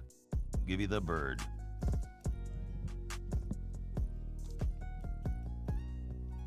LSU and Vandy open up their 3-game series Thursday out at the box. Our buddy Chris I'm sorry, we got to call Chris on our site. My bad. That's my... So very randomly, I apologize. So for our audience, when we're on remote, we call the guest on site here, and I'm so accustomed to having Muse call our guest back in studio. Here you go, Bo, if you call. My apologies. We're going to get Chris Lee. Jay Johnson met with reporters. Say, Muse, can we play number 6, please? This was Jay talking about kind of getting everybody's best shot as the defending champ. I think they'll be excited to play this weekend. This is awesome. I know we're the champs, but in my mind, you always work like you're number 2, and we clearly are right now. But Arkansas, Vanderbilt, Florida, Tennessee, these are awesome opportunities. This is like turn on that 2:30 football game at CBS, every Saturday. That's what we're doing every weekend, and we turn the dial for a lot of other people as well. And why all this is important also is when you have the type of success that we had last year, we're getting everybody's best. And so we have to be 50% better ourselves just to match that. The Vanderbilt Commodores 6-3 in the conference through 3 weekends, coming off a sweep of the Missouri Tigers. Our buddy Chris Lee, VandySports.com, good enough to join us now. Chris, how are you, man? Hey, good afternoon, Matt. Thanks for having me. It's our pleasure. 6-3 through 3 weeks. I mentioned what's gone on the past couple of weeks for Vandy. It's been feast or famine, right? It's sweep or be swept. How would you categorize how the Doors have been through 3 weeks? Weird. Let me just set the stage and go back a few weeks, okay? There was some concern coming out of the gate. The offense was always going to be a concern. The thought was the bullpen was deep, the rotation we weren't sure about. And then, a month in, the bats are killing it. They're not a home run hitting team, but they're doubles. They're stealing bases. They're taking extra bases. They're just doing things that are difficult to defend. The rotation had been really good. The bullpen had been questionable. And then they went 14 in a row. I mean, the bats are hitting. All kinds of stuff's going right. And then about 2 weeks ago, they played Belmont in a midweek game. And keep in mind, they beat Indiana, which had been ranked not long before that in a midweek, get 13 runs. They beat Auburn, get 11 runs in an 8-inning game. So they really only hit 7 innings, get 13 against Auburn on Saturday, and 9 against Auburn on a Sunday, come from behind to win. Then they played Belmont in the midweek. They scored 3 runs. That was the first of an 8-game string in which they have not scored more than 4 runs since. Everybody's trying to figure out what's going on. Now, during that time, Mike Baxter, who's their hitting coach, had to leave abruptly to go home to New York. His father died. And the weird thing is Baxter was very embattled coming into the year. People wanted to make a change of hitting coach, and they're hitting the ball like crazy. Baxter leaves town for a week. The bats stop hitting. They haven't started hitting since. Now, the rotation has been tremendous. This side of Arkansas, their rotation is probably pitching as well as anybody's in the league. And yet, when they went to South Carolina, that was a little bit of a mixed bag. I think it was really to put the runs allowed more on defense than I would the starting pitching. All that to say, they come into Baton Rouge. The rotation is really good. The bullpen has been good, but it's a little thinner than they thought, and nobody knows what to think of the bats, because if you're watching them 2 weeks ago with their pitching, they look like they could be a national title club. If you watch them the last 2 weeks, you're going, man, if this team hits a bad spell against the wrong teams, they might be lucky to make a regional. Can we go a little deeper on the offense? I know you said no one really knows what to think of it, and it's been weird. But what do you make of it, Chris? Like what has caused this giant pendulum swing from really good to not good? Okay, well, first of all, they're not going to be a top half of the league in home runs team. We knew that coming in.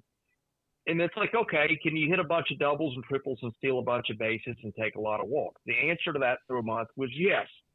But you've had some stuff happen. They've never had Chris Maldonado, who's supposed to be their first baseman, available after a couple of weeks. They adjusted to that. Jack Bolger, their starting left fielder and their leadoff hitter, he's been out more often than not. But they hit without those guys, and that's where it's kind of a mystery. Alan Espinal, 2 weeks ago, was maybe the hottest hitter in the conference, won Player of the Week, has not hit a lick since then. Jay Davis, their transfer from Sanford, looked good out of the gates, hadn't hit very well the last couple of weeks.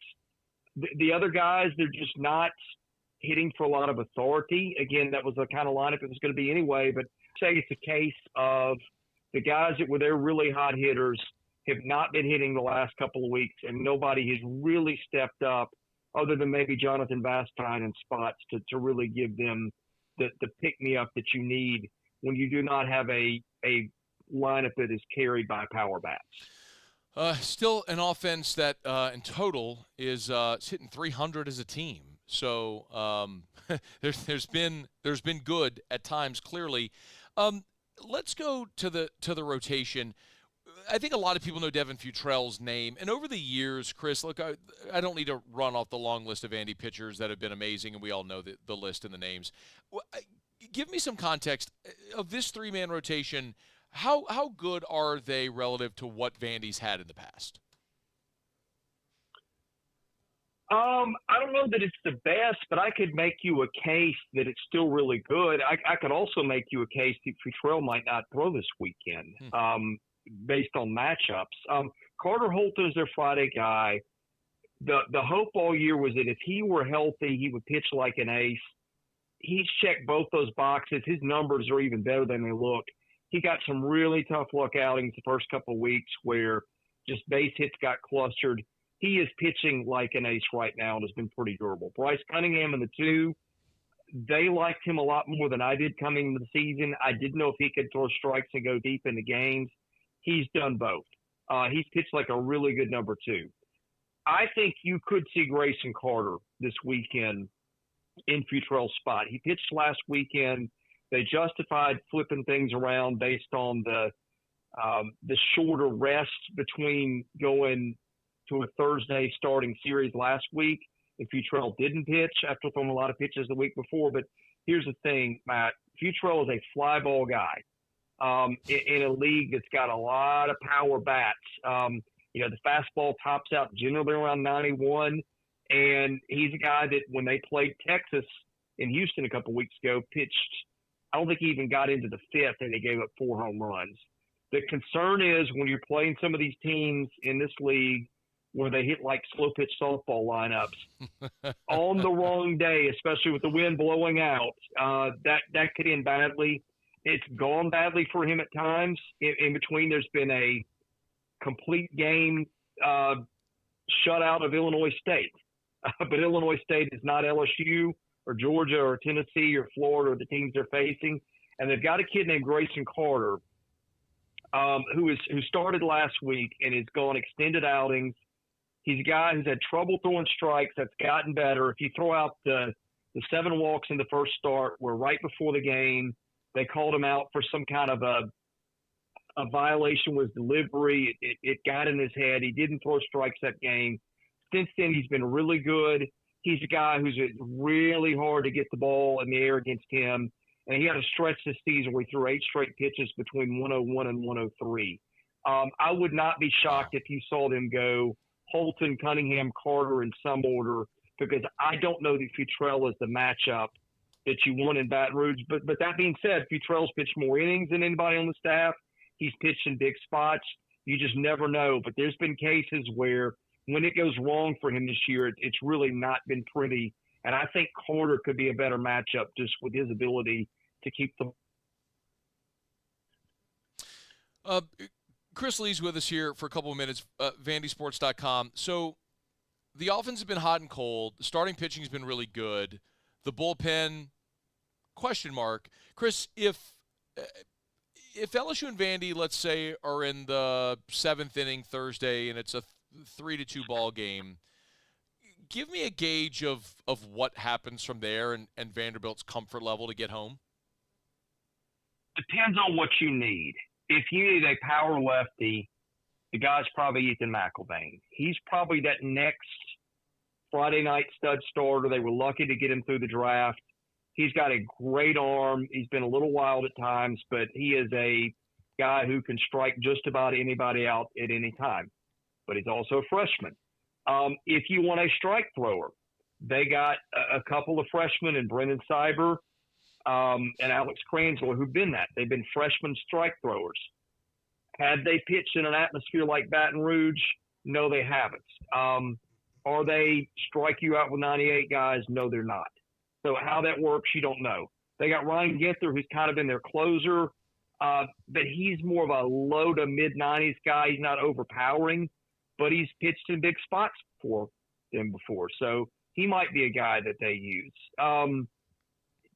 Miller Green's a lefty who's a freshman who's been really good. Got a breaking ball. They're used to lefties and righties. I think their bullpen has gotten a little bit of a bad rap. They've got some pretty good arms in there, but they're very freshman heavy. They've not pitched in spots like this. And they've got a couple other guys out there kind of in waiting. David Horn's a righty who's really good. He's been out most of the year with some kind of an ailment.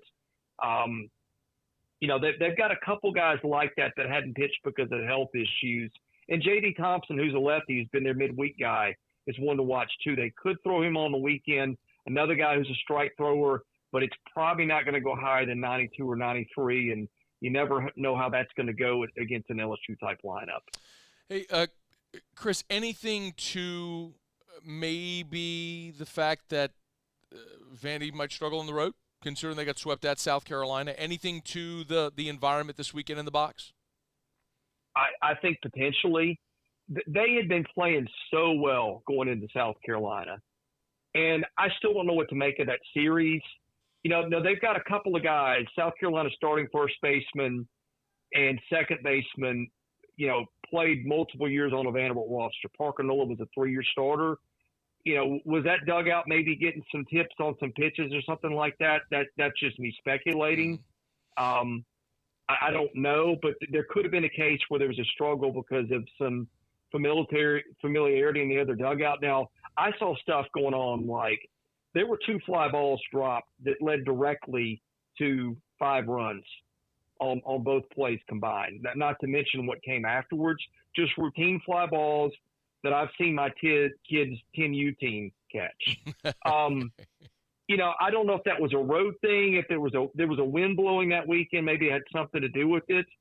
But you've seen them melt down in spots the last couple of years in road series. They looked awful last year at Tennessee, just got run out of Knoxville. You even saw them at home against LSU to end 2022 against an LSU team that, if I recall, was struggling. They got blown out of Hawkins Field that weekend. I don't know if it's, again, one of those is on the road or one of those is at home. 2 of those are on the road. There's been some others. I don't know if it's a home road thing, if it's a bad matchup thing, if it's a thing where like something goes wrong and they just lose it for the rest of the weekend. But there's been something really weird that's gone on with them that when they play bad baseball, it seems to carry over for a few games. And again, I don't know if that's road or if that's situational, but it's something to watch. If they don't get off to a good start on Thursday night, that's something they've got to stop from carrying over into the next 2 days because it has killed them at times the past 2 years. Thursday, 6 o'clock, ESPN2. You can hear it on our sister station, Eagle 98.1. He's Chris Lee, VandySports.com. Always good stuff, Chris. Thanks for the time, man.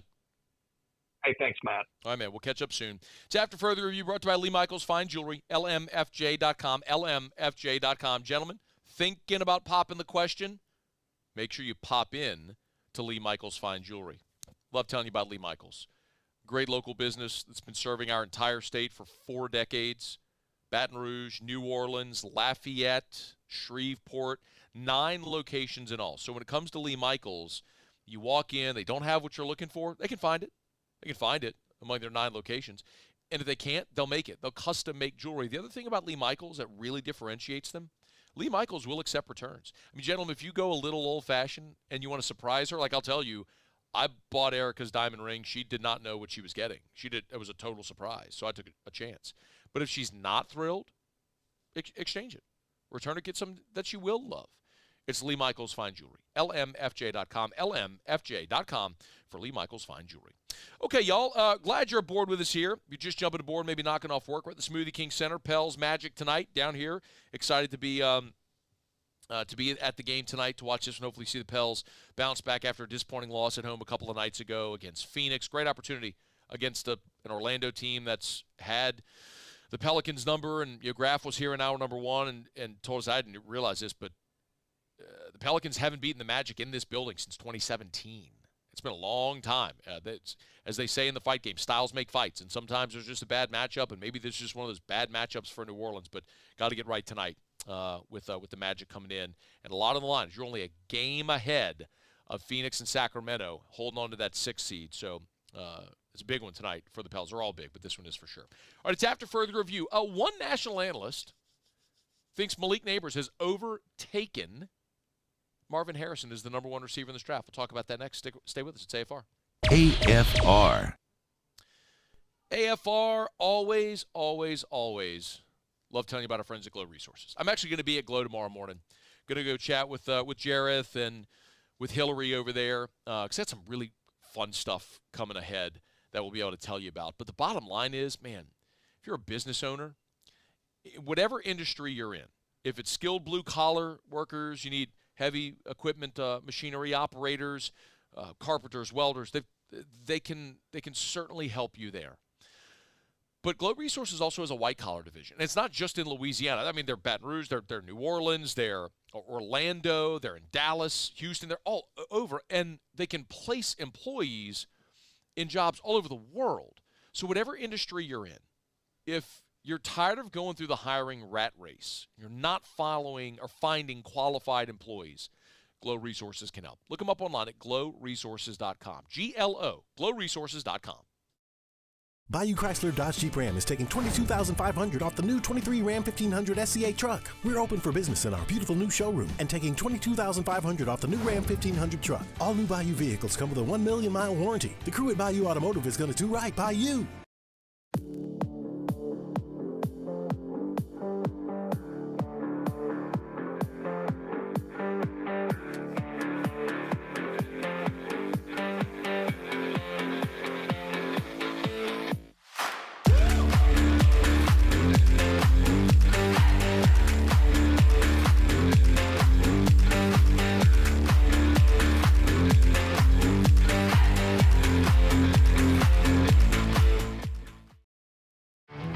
There it is, the extra mile, on the border of expected and extraordinary for those willing to go further, like vans customized for work or play, with safety and tech to keep you connected, supported by a 5-star sales, service, and finance team, and backed by the 1-star you know.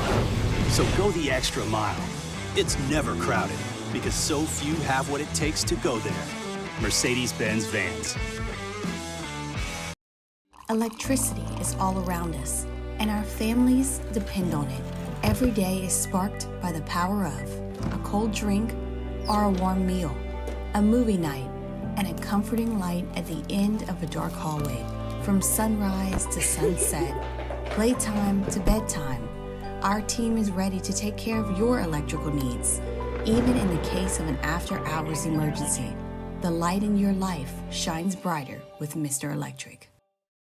Hey, it's Matt Moscona. For years, you've heard me tell you about Insurance Network of Louisiana, helping you find better coverage for less money. But it's not just for your home and auto. They also offer commercial property. So, retail stores, professional offices like doctors, dentists, attorneys, clothing boutiques. Insurance Network of Louisiana can find you better coverage for less money. They service the entire state of Louisiana, and they're local. So call today at 293-0450 or lainsurance.net. Jerry and Benny Payne began Central Plumbing Company out of their driveway in Tanglewood subdivision. 50 years later and 4 generations down the road, we continue to serve Baton Rouge and the surrounding areas for all of their plumbing needs. Residential, commercial, industrial, or hospitality, Central Plumbing is here 24/7, 365. We want to thank our customers, family, and friends for 50 years of success. And looking forward to 50 more.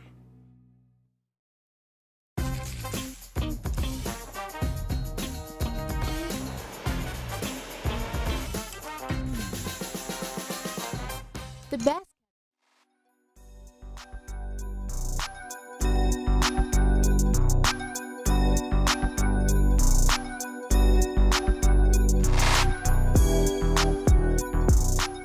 After further review with Matt Moscona, presented by Pluckers Wing Bar, open till midnight or later every night of the week, where every Monday is all-you-can-eat wings. Pluckers Wing Bar. If you don't like our wings, we'll give you the bird. So we're creeping closer to the NFL draft. Fired up, by the way. We will be back at Don Juan Cigar Bar for our draft party. We've done this past several years. It's an awesome – this is a party. We do a live stream, but it's one of those things where we're live the entire broadcast of the draft, and it's a party. Make play. If you don't have anything to do draft night, or if you do, cancel those plans and come join us at Don Juan, because our whole staff is there. It's me, Hester, T-Bob, Ott, Hanny, Muse. I think Paulie came last year for a bit as well. Hunt will all be there. And we take turns on the mic, on the broadcast. We're mostly just hanging out. We're mostly just hanging out, watching the draft, and having a cigar and a cocktail. It's a good time. Make plans to be there. So we are just about, 3 weeks away from the draft, or 4 weeks away from the draft? Let's see. 1, 2. We're 3 weeks. 3 weeks from tomorrow is the draft. I'm fired up about this. And the closer we get, you're starting to hear more and more buzz around Jaden Daniels and Malik Neighbors. Now, I want to qualify this, okay? Every year with the draft, there are always plants. There are always stories planted, and you wonder how much of it is smoke and mirrors. How much of stories of teams wanting to trade up or trade back, or a team loving this player, or is it an agent planning a story that teams love this guy? I mean, it's so much of that is just the unknown, and a lot of it is agents, pulling the strings, the puppet strings behind the curtain, and creating conversation. And that's their job to do it, and a lot of them are very good at it.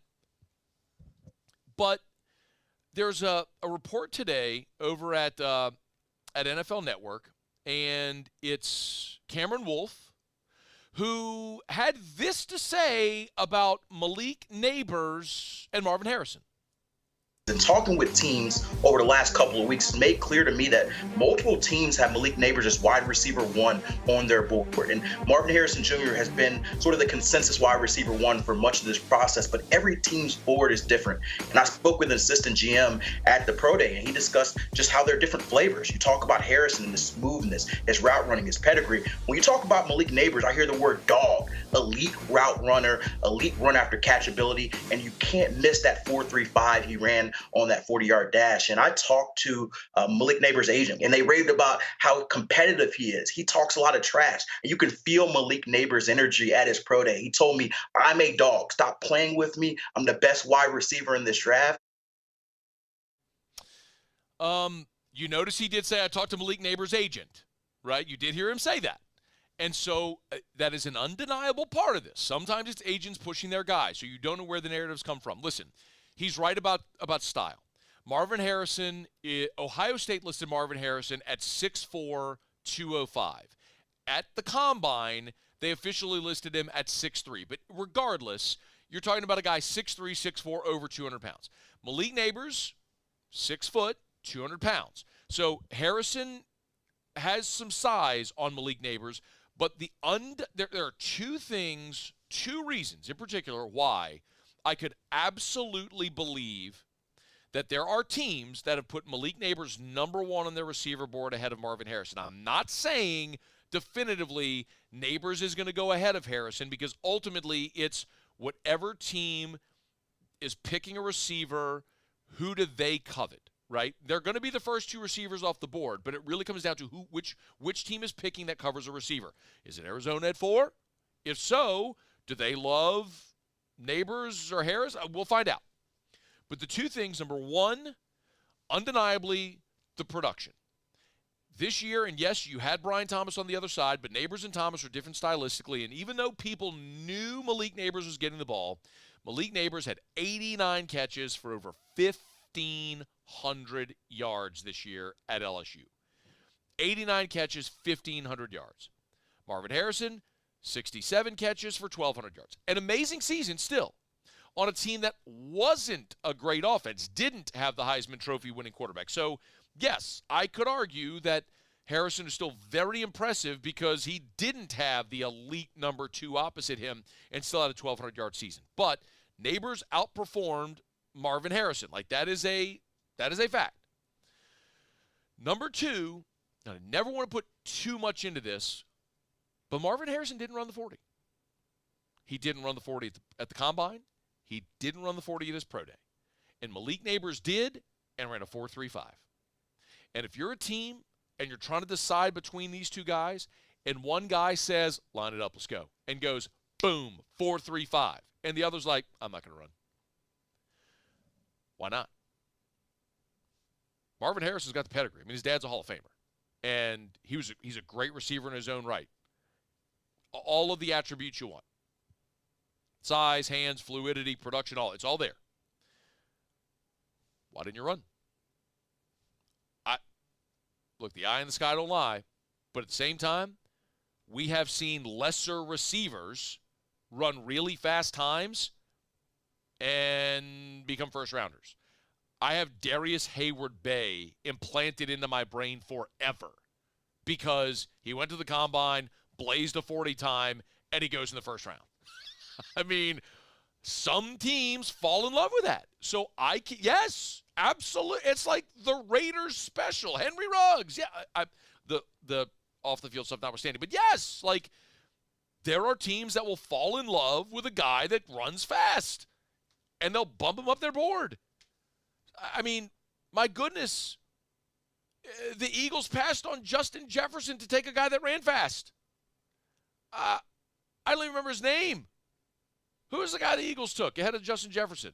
I'm blanking right now. Nelson Aguilar? It was in 20. I don't think Aguilar was in 20. Was it? It doesn't matter. Even if it was, you might be right. It was, I'm looking at it here. Jalen Reagor. Paul had it. Jalen Reagor. Reagor. Thank you. Yeah, it was Reagor. Like, Jalen Reagor. They passed on Justin Jefferson, took a receiver one pick before, took Jalen Reagor from TCU. What? Like, yes. So there are going to be teams that go, you didn't run the 40 and he ran a 4.35, I'm taking him. Like, that will be the differentiator. So I believe it. I believe, absolutely, there are teams that will bump Malik Neighbors ahead of Marvin Harrison because Harrison said, I will not run. It's like the episode of Seinfeld. I will not run. I will not run. All right. It's after further review. Let me knock out a break. Muse will have Tigers in the Pros to wrap up hour number 2. We're here at the Smoothie King Center. We're glad to have you aboard with us. We'll get Otter Locks next hour. We'll do some Pluckers trivia. Jay Johnson previewing the weekend ahead, including no cell phones at the park anymore. I'll show you. We'll get to that coming up. Stay with us here. It's AFR. AFR. It is after further review. We're glad you're hanging out here, and I always love telling you about Clegg's Nursery. We keep reminding you, man, spring is here, spring is sprung, all that good stuff, and that's undeniable. The weather is getting warm. It's beautiful outside. Gosh, walking around the CBD today was just immaculate. I mean, Bo and I were talking about it, walking to go have lunch here just a few blocks from the Smoothie King Center, and I was just saying, man, thank God it's not 105 degrees. I'm walking around in long pants and a long sleeve shirt, my sleeves rolled, and it's just immaculate.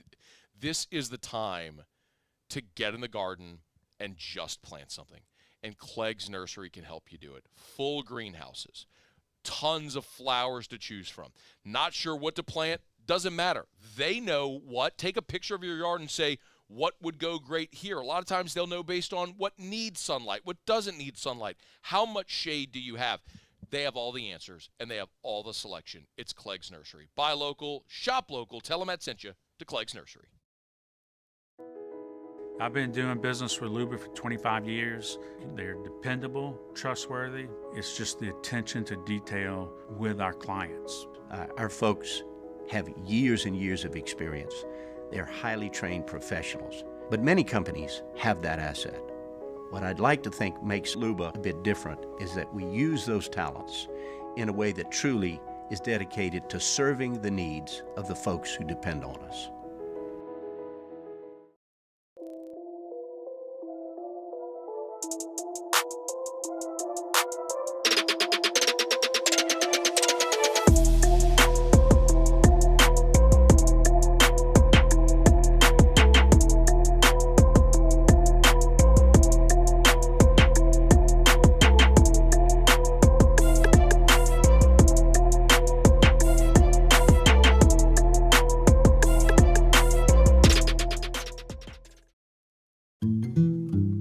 Power up your next project with John Deere Deals by Sunshine.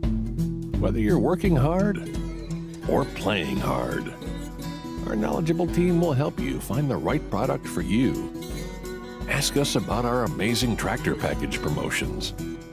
Learn more about what it means to be powered by Sunshine at sunequip.com.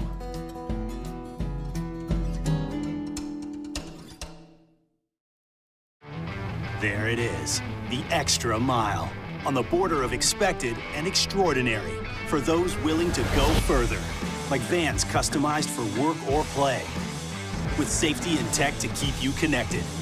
Supported by a 5-star sales, service, and finance team, and backed by the 1-star you know. So go the extra mile. It's never crowded, because so few have what it takes to go there. Mercedes-Benz Vans. Dylan Cruz here to tell you about Six Rings Baseball and Softball Camp. If you live on the North Shore and play ball, go to Six Rings Camps with former LSU assistant coach Dan Canaveri. His knowledge is second to none, and your child will improve and have fun doing it. Camps were held at Coquille Park and Six Rings Academy in Covington with 4 sessions over the summer. Full day and morning only sessions are available from ages 7 to 13. Go to sixringsbaseball.com or call 985-206-9096. Learn the game to love the game. Yo, Jake here from my friends over at Community Steel Company located in Gonzales, Louisiana. The local place you can turn to for all of your metal building needs. Notice I said local, not Houston, not Dallas, not Atlanta, but right here in Gonzales. Visit them at their brand new state-of-the-art website at communitysteelco.com or pick up the phone and give them a call today to answer all of your questions on your metal buildings, roofing and sheet metal, and any other.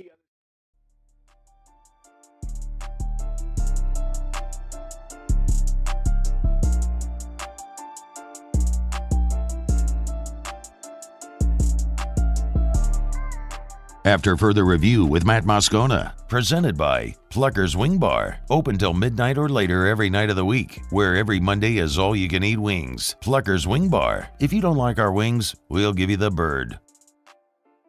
Wrapping up hour number 2, Muso, Tigers in the pros. Tigers in the pros. They still bleed purple and gold. They're just really rich now.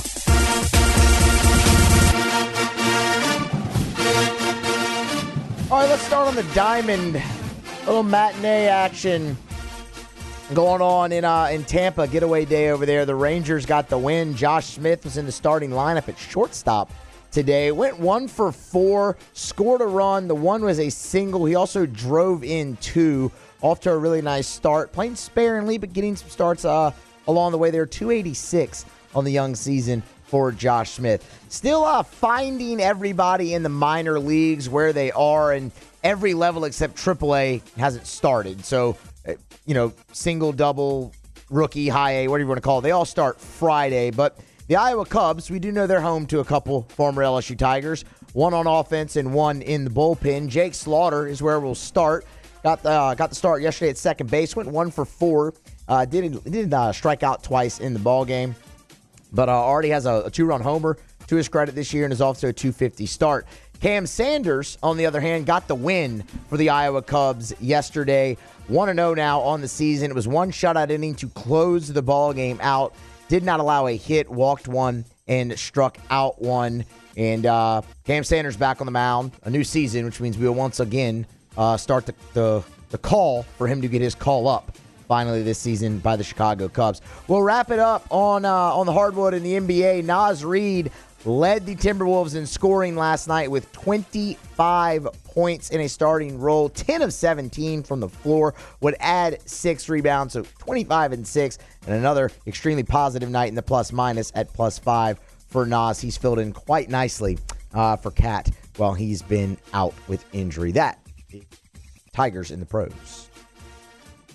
Presented by Shawbills Tire and Auto Service, ShawBillsTire.com. You know where to find them with 17 locations across South Louisiana.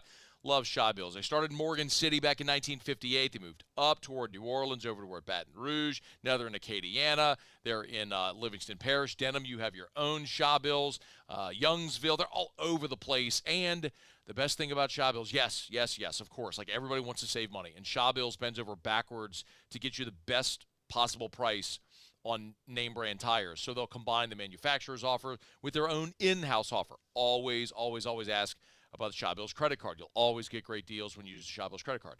But they keep you coming back year after year after year because they treat you like family, with locations all over South Louisiana. If you need tires or you need an oil change, tire rotation, brakes squeaking, whatever it may be, Shawbills. ShawBillsTire.com. ShawBillsTire.com. Shawbills, where we keep you rolling.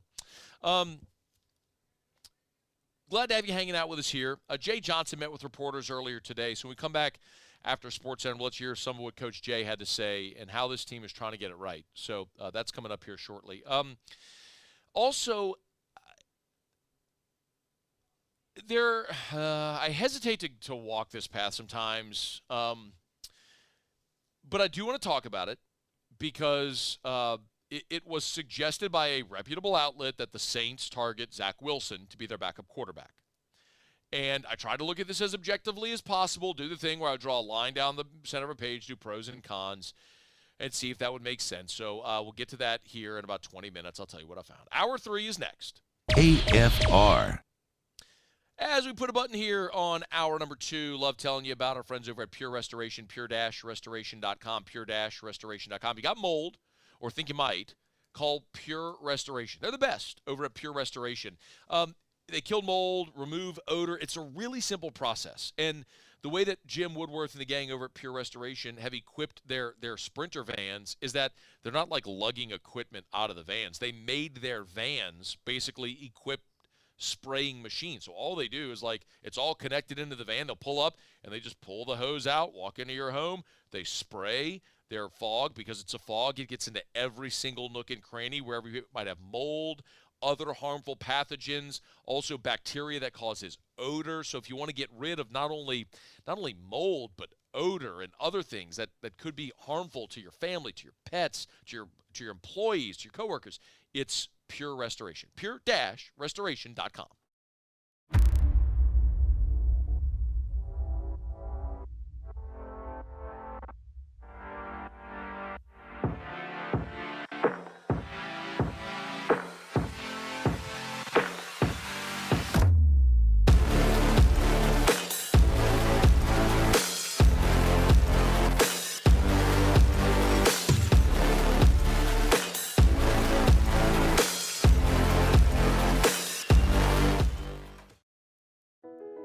I've been doing business with Luba for 25 years.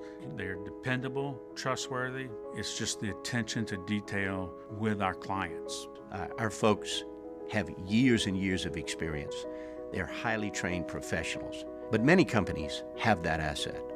What I'd like to think makes Luba a bit different is that we use those talents in a way that truly is dedicated to serving the needs of the folks who depend on us. Breck teamed up to reimagine your parks, and you imagined big. With your help, we went to work, creating 12 beautiful community parks across the parish. A family-sized water park, miles and miles of trails, and parks just for your dogs. There are more places to splash, to explore, to run wild, and even soar. You imagined, we delivered. Gold. Brack, your #1 park system in the nation. There it is, the extra mile, on the border of expected and extraordinary, for those willing to go further, like vans customized for work or play, with safety and tech to keep you connected. Supported by a 5-star sales, service, and finance team, and backed by the 1-star you know. So go the extra mile. It's never crowded, because so few have what it takes to go there. Mercedes-Benz Vans. Electricity is all around us, and our families depend on it. Every day is sparked by the power of a cold drink or a warm meal, a movie night, and a comforting light at the end of a dark hallway. From sunrise to sunset, playtime to bedtime, our team is ready to take care of your electrical needs. Even in the case of an after-hours emergency, the light in your life shines brighter with Mr. Electric. Hey, it's Matt Moscona. For years, you've heard me tell you about Insurance Network of Louisiana, helping you find better coverage for less money. But it's not just for your home and auto. They also offer commercial property. So, retail stores, professional offices like doctors, dentists, attorneys, clothing boutiques. Insurance Network of Louisiana can find you better coverage for less money. They service the entire state of Louisiana, and they're local. So call today at 293-0450 or lainsurance.net.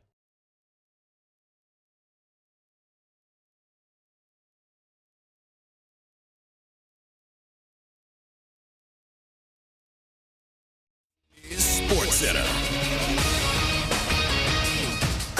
I'm Christine Lisi. Bills quarterback Josh Allen is losing his top receiver nearly 4 years after trading for him. Buffalo is trading Stephon Diggs and 2 draft picks to the Texans for a 2025 second rounder. Houston adding an elite receiver. Part of the Bills' core is gone, but some Diggs' self-created drama likely made a change necessary, points out our Harry Douglas. Once you get to a point as an organization that where you feel like, okay, we can't deal with it anymore, then you got to do what's best for your team. I thought the Buffalo Bills did what was great for Stephon Diggs, moving him forward, and you wish him well and the best. But the Buffalo Bills had to do what they had to do that was necessary for their organization. Harry of Freddie and Harry, the Bills' dead money charge in 2024 for the trade is $31 million. LSU star Angel Reese declared for the WNBA Draft. She is a projected first-round pick. Big East Player of the Year, Providence's Devin Carter, declared for the upcoming NBA Draft, ranked number 17 in the ESPN 100 among draft prospects. Rangers expect third baseman Josh Young to miss 8 to 10 weeks following surgery on his fractured right wrist. ESPN Radio is presented by Progressive Insurance. At Progressive, they're making things even easier. They'll help you bundle your home and car insurance together so you can save on both. Learn more at progressive.com or 1-800-PROGRESSIVE. Matt Moscona. I'm very important. After further review. Say it one more time. After further review with Matt Moscona. And here we go. Live from the Mercedes-Benz of Baton Rouge Studios. Let's ride!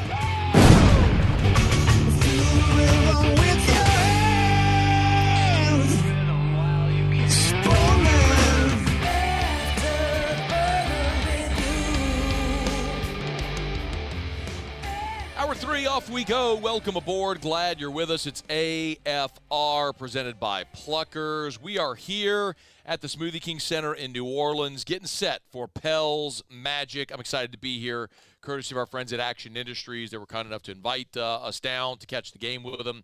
So our friends here at the Pelicans, big shout out to Chris Trahan and to Henry. Henry, I don't know how to pronounce his last name. It's with a V. But shout out to Henry. Valier, maybe?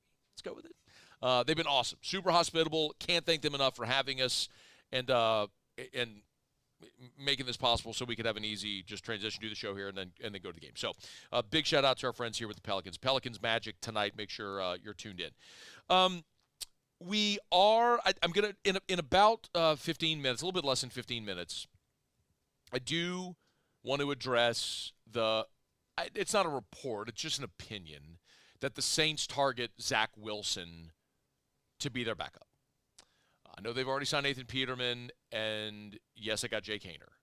But I'm at least going to have the conversation about what that might look like. So that's coming up here in less than 15 minutes. Okay. First, though, LSU baseball, they're back at it Thursday with Vandy coming in. And look, Vanderbilt's a team that has been feast or famine. They swept their opening weekend, then got swept at South Carolina, then swept Missouri. They had one road series in conference so far, and they got swept at South Carolina. That's the good news for LSU. The bad news is LSU's 2-7 in the league, hasn't won a weekend yet. The offense is scuffling, and I don't know that this Vanderbilt pitching staff is exactly the get-right solution that you're looking for. But maybe, just maybe, being embarrassed on your home field Tuesday or Monday, losing to Southern 12-7 after being swept by Arkansas, that's the kind of thing that you hope will cause a response. Listen, Jay Johnson met with reporters on Wednesday in advance of this series, and he was asked for context about going through what he's been through now, losing 3 straight weekends, losing to Southern, and how it's going right now. Here's what he said. I'll be honest, in all the years I've done this, I've never seen a stretch like this. And I don't know that there's ever been a conference like this, including our own conference, in terms of talent, age, experience. I just saw a top 100 prospects, college prospects list, and it's all from our league, you know what I mean? And all from our direct opponents that we've played and will play, when you start looking at these guys, Tennessee, Texas A&M. And so it just requires your undivided attention. And it requires your best to be able to perform at a high level.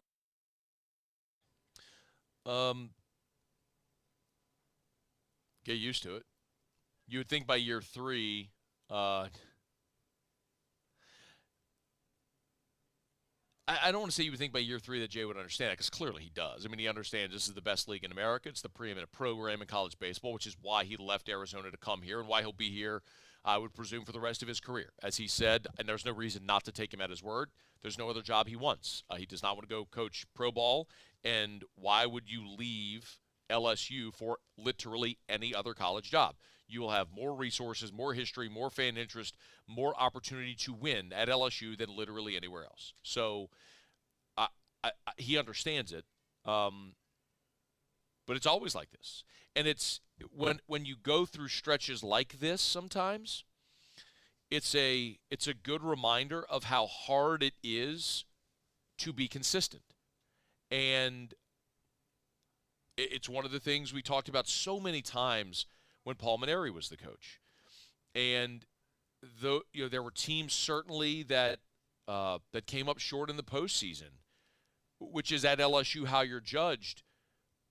But LSU under Maneri had 6 consecutive years where they were a national seed. That's only been done one other time, where a program was a national seed 6 consecutive seasons. Stanford did it. It's really hard to be consistent, especially in this league. But the great news for LSU is there is time to turn it around. I thought if you weren't here with us yesterday, in this slot, as a matter of fact, Todd Walker was here. And not only, we've talked a good bit about Tennessee from a year ago, but and how they started 5-10 in the conference and turned it around and ended up making it to Omaha. So it's very doable when you have talent. This LSU team has talent. Don't worry about that. But he even brought up case by case that Mississippi State team from 3 years ago that won the national championship, how they were in danger of missing the postseason. And Ole Miss 2 years ago, which was literally the last at-large team that got in, controversially actually, over NC State and went on to win the national championship. I'm not telling you here that, I'm not sunshine pumping and telling you this LSU team is going to win the Natty. What I'm telling you is I don't think they're going to go the entire season without winning a weekend. I don't think they're going to finish last in the West. I don't think they're missing the SEC tournament. I just think you got some young guys trying to fill key roles on a team that lost a ton of talent, that hasn't quite figured out how to win yet, how to finish those games. One of the things Jay implemented is he's not allowing his players to have cell phones at the ballpark anymore. And he kind of explained that today.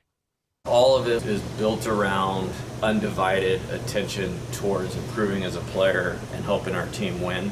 You know, like once the game starts, it's like you're in the dugout, that kind of stuff. You know, the locker room, the players' lounge, the training room, unless the trainer is up there for like a medical evaluation or preparing the next guy. Like we need everybody totally invested in what's going on. And it's not like any type of punishment. It's just trying to elevate what we're doing.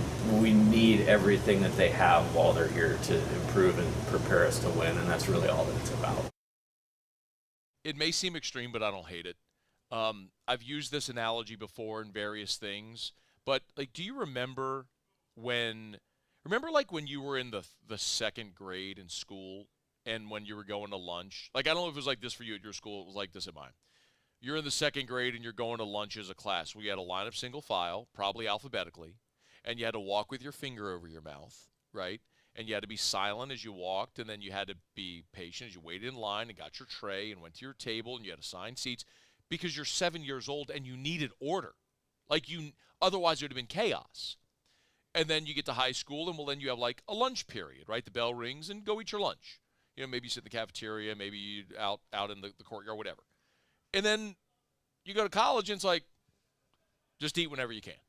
You know what I mean? Like, as you get older and mature, you have more responsibility to figure it out. Well, it's similar with stuff like this. And I understand these are college students, but my point is, in college-age young people, but from a maturity within the program standpoint, it is different whenever you're a veteran player that's been around for 4 and 5 years and you've won a bunch of games and you realize you're going to hit skids, but you take it upon yourself to battle through it and get better. Like, you didn't have to worry about that with Dylan Cruz or Gavin Dugas or Trey Morgan or Gavin or Cade Beloso and Jordan Thompson. Like, you knew what you had with those guys.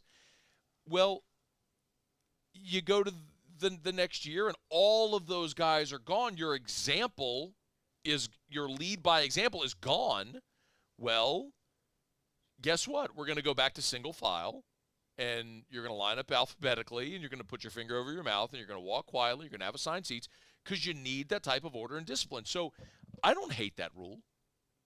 Get them focused. Clearly, you tried to let them do it on their own. They haven't figured it out, so help them figure it out. 2 more things really quickly. One, Jay was asked about a starting rotation, which we saw they pitched off last week. Saw Hurd pitch now twice out of the bullpen. Here was Jay on the rotation.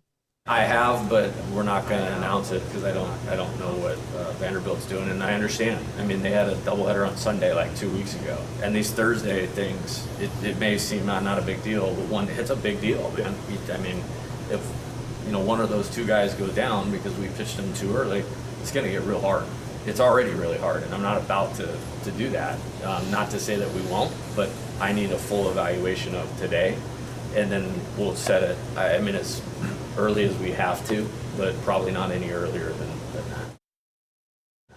If you weren't here in hour 2, so what Jay's alluding to there with Vanderbilt not yet announcing their rotation, Devin Futrell, who struggled a little bit this year, as Chris Lee told us last hour, Devin Futrell from Vanderbilt may not be in the rotation this weekend. So there may be a change coming to Vanderbilt's rotation. So they'll wait as late as they possibly can to announce who the pitchers are going to be. And I'll be fascinated to see if Jay, in what feels like a must-win scenario, close he thinks this team is to turning it around. Here's what he said. I think it's day-to-day. And that's not an attack on our players. It's like that's the challenge we're going through with, everybody is really good. Like, you could see 6 teams from the SEC in Omaha this year, and I'd be more surprised if there wasn't, is how I would say that. And so, back to the focus, attention, execution, like that's where we have to put all our eggs in that basket. And I'm comfortable with that because that's how I've always operated. It's just, there's not a lot of margin for error. Goes without saying, it's a massive weekend. Jay understands it. It's very clear it's coming through there as well. We'll see how the Tigers fare. Again, game 1, Thursday, LSU-Vandy, 6 o'clock. You can hear it on Eagle 98.1, the LSU Sports Radio Network. It is an ESPN2 game. So ESPN2, SEC Network, and then SEC Network Plus for Game 3. All right, it is after further review. We're here at the Smoothie King Center getting ready for Pels and Magic. Fired up for it, fired up to be here. We'll knock out a quick break. When we come back, Saints, should they target Zack Wilson? I'll tell you why we're talking about it, and I have my thoughts. We'll get to it next. It's AFR. AFR. AFR is brought to you by Rouse's, the official supermarket of the New Orleans Saints. Speaking of the Saints, Rouse's.com, Rouse's.com. Y'all get to the website, Rouse's.com, or you can download the Rouse's app. I want to remind you, they always have their weekly specials there, their supermarket weekly ad on their Facebook page, on their website, on their app. So if you want to find out about the weekly specials, it's there. For example, boneless pork loin right now, only $1.77 a pound. They've got Taylor Farms salad. These are the 14-ounce bags, 2 for $3. You want to eat great, eat affordably. Whole rump roast, $3.97 a pound. They've got snow crab cluster and rock crab cluster combos for just $5.99 a pound. I could tell you a few weeks back, we did the king crab legs from Rouse's, where they'll broil them on the spot. Oh my God, it's fantastic. It's Rouse's. This feels like home. Rouse's.com. Rouse's. This feels like home. Power up your next project with John Deere Deals by Sunshine. Whether you're working hard or playing hard, our knowledgeable team will help you find the right product for you. Ask us about our amazing tractor package promotions. Learn more about what it means to be powered by sunshine at sunequip.com.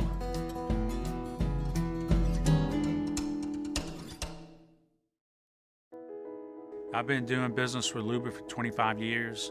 They're dependable, trustworthy. It's just the attention to detail with our clients. Our folks have years and years of experience.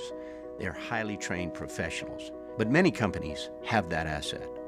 What I'd like to think makes Luba a bit different is that we use those talents in a way that truly is dedicated to serving the needs of the folks who depend on us. Bayou Ford has the new inventory to get you in a new Ford truck or SUV today, or customize your next vehicle just the way you want it. All new Bayou Ford vehicles come with a 1 million mile powertrain warranty. The crew at Bayou Ford is going to do right by you. The Windsor Senior Living Community in Mandeville, Louisiana is a beautiful, vibrant apartment community geared towards seniors. They are nestled right in the heart of Mandeville, where seniors live a more carefree lifestyle in spacious apartments with the peace of mind that comes from having a little extra help. Call the Windsor at 985-624-8040 to schedule a lunch and tour. Come see how the Windsor can be your passport to peace of mind. Jerry and Benny Payne began Central Plumbing Company out of their driveway in Tanglewood Subdivision. 50 years later and 4 generations down the road, we continue to serve Baton Rouge and the surrounding areas for all of their plumbing needs. Residential, commercial, industrial, or hospitality, Central Plumbing is here 24/7, 365. We want to thank our customers, family, and friends for 50 years of success. And looking forward to 50 more.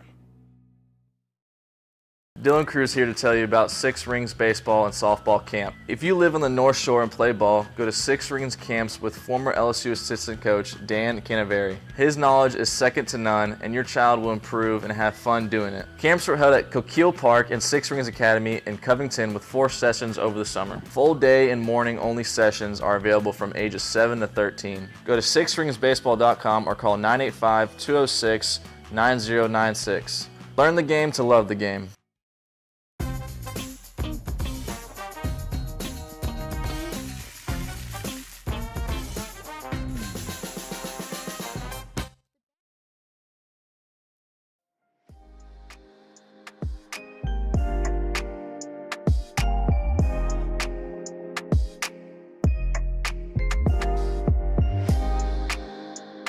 After further review with Matt Moscona, presented by Pluckers Wing Bar, open till midnight or later every night of the week, where every Monday is all-you-can-eat wings. Pluckers Wing Bar. If you don't like our wings, we'll give you the bird.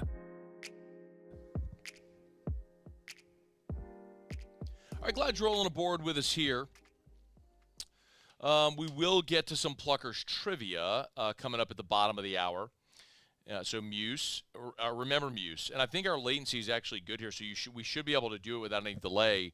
It's got to be Scout's Honor because I can't see if you're Googling answers over there. But I think it's wrestling trivia, so I think you might have a shot here, Muse, of doing. How are you feeling? Have you given this any thought? Yeah, no, I feel pretty good about this one. I'm not gonna lie. This should, again, caveat, depending on how recent some of it is, I feel like this should go well. Okay, we'll see. All right, that's coming up in about 15 minutes. So, should the Saints trade for Zack Wilson? Don't laugh at me before you answer. Hear me out, okay? I'm not saying give up a number one for the guy. I'm not saying make him your franchise. I'm not even saying doing it. I'm just having the conversation, okay? Sheesh. Bite my head off. All right, maybe you didn't bite my head off. But anyway.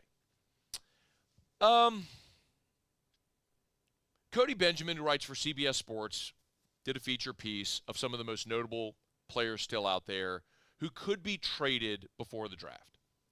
And he mentioned Zack Wilson, and in part, he also mentioned potential suitors for these players. Like he also mentioned Chris Godwin and Matt Judon and Budda Baker and some other players like that. Well, one of the destinations for Zack Wilson he listed was the Saints, along with the Chiefs and the Rams. Now, Chiefs and Rams could make a lot of sense. Go be a backup to Patrick Mahomes and Matthew Stafford, two really good veteran quarterbacks, sit and learn. Then again, I could have made the same conversation or the same argument for being with the Jets with Aaron Rodgers. That hasn't worked out great. I think the very easy thing to do with a question like that is to scoff, roll your eyes, and say, nope, next. And you might not be wrong. But one of the things that I strongly feel is that when you are an NFL team, really any professional sports franchise, but when you have an opportunity to add a player, you have to do your due diligence. If you are not doing your due diligence and at least considering the possibilities, then you are negligent. Because teams, Mike Detillier taught us this for years, nobody in the NFL ever stays the same. You are always either getting better or you are getting worse. It is a constant motion fluidity in the NFL. You never just stay the same. So you need to always be thinking, should I add that player to make me better? You don't just think in your mind, oh, great, we've got Jake Haener and Nathan Peterman as our backup quarterbacks. We're great. No. You consider possibilities.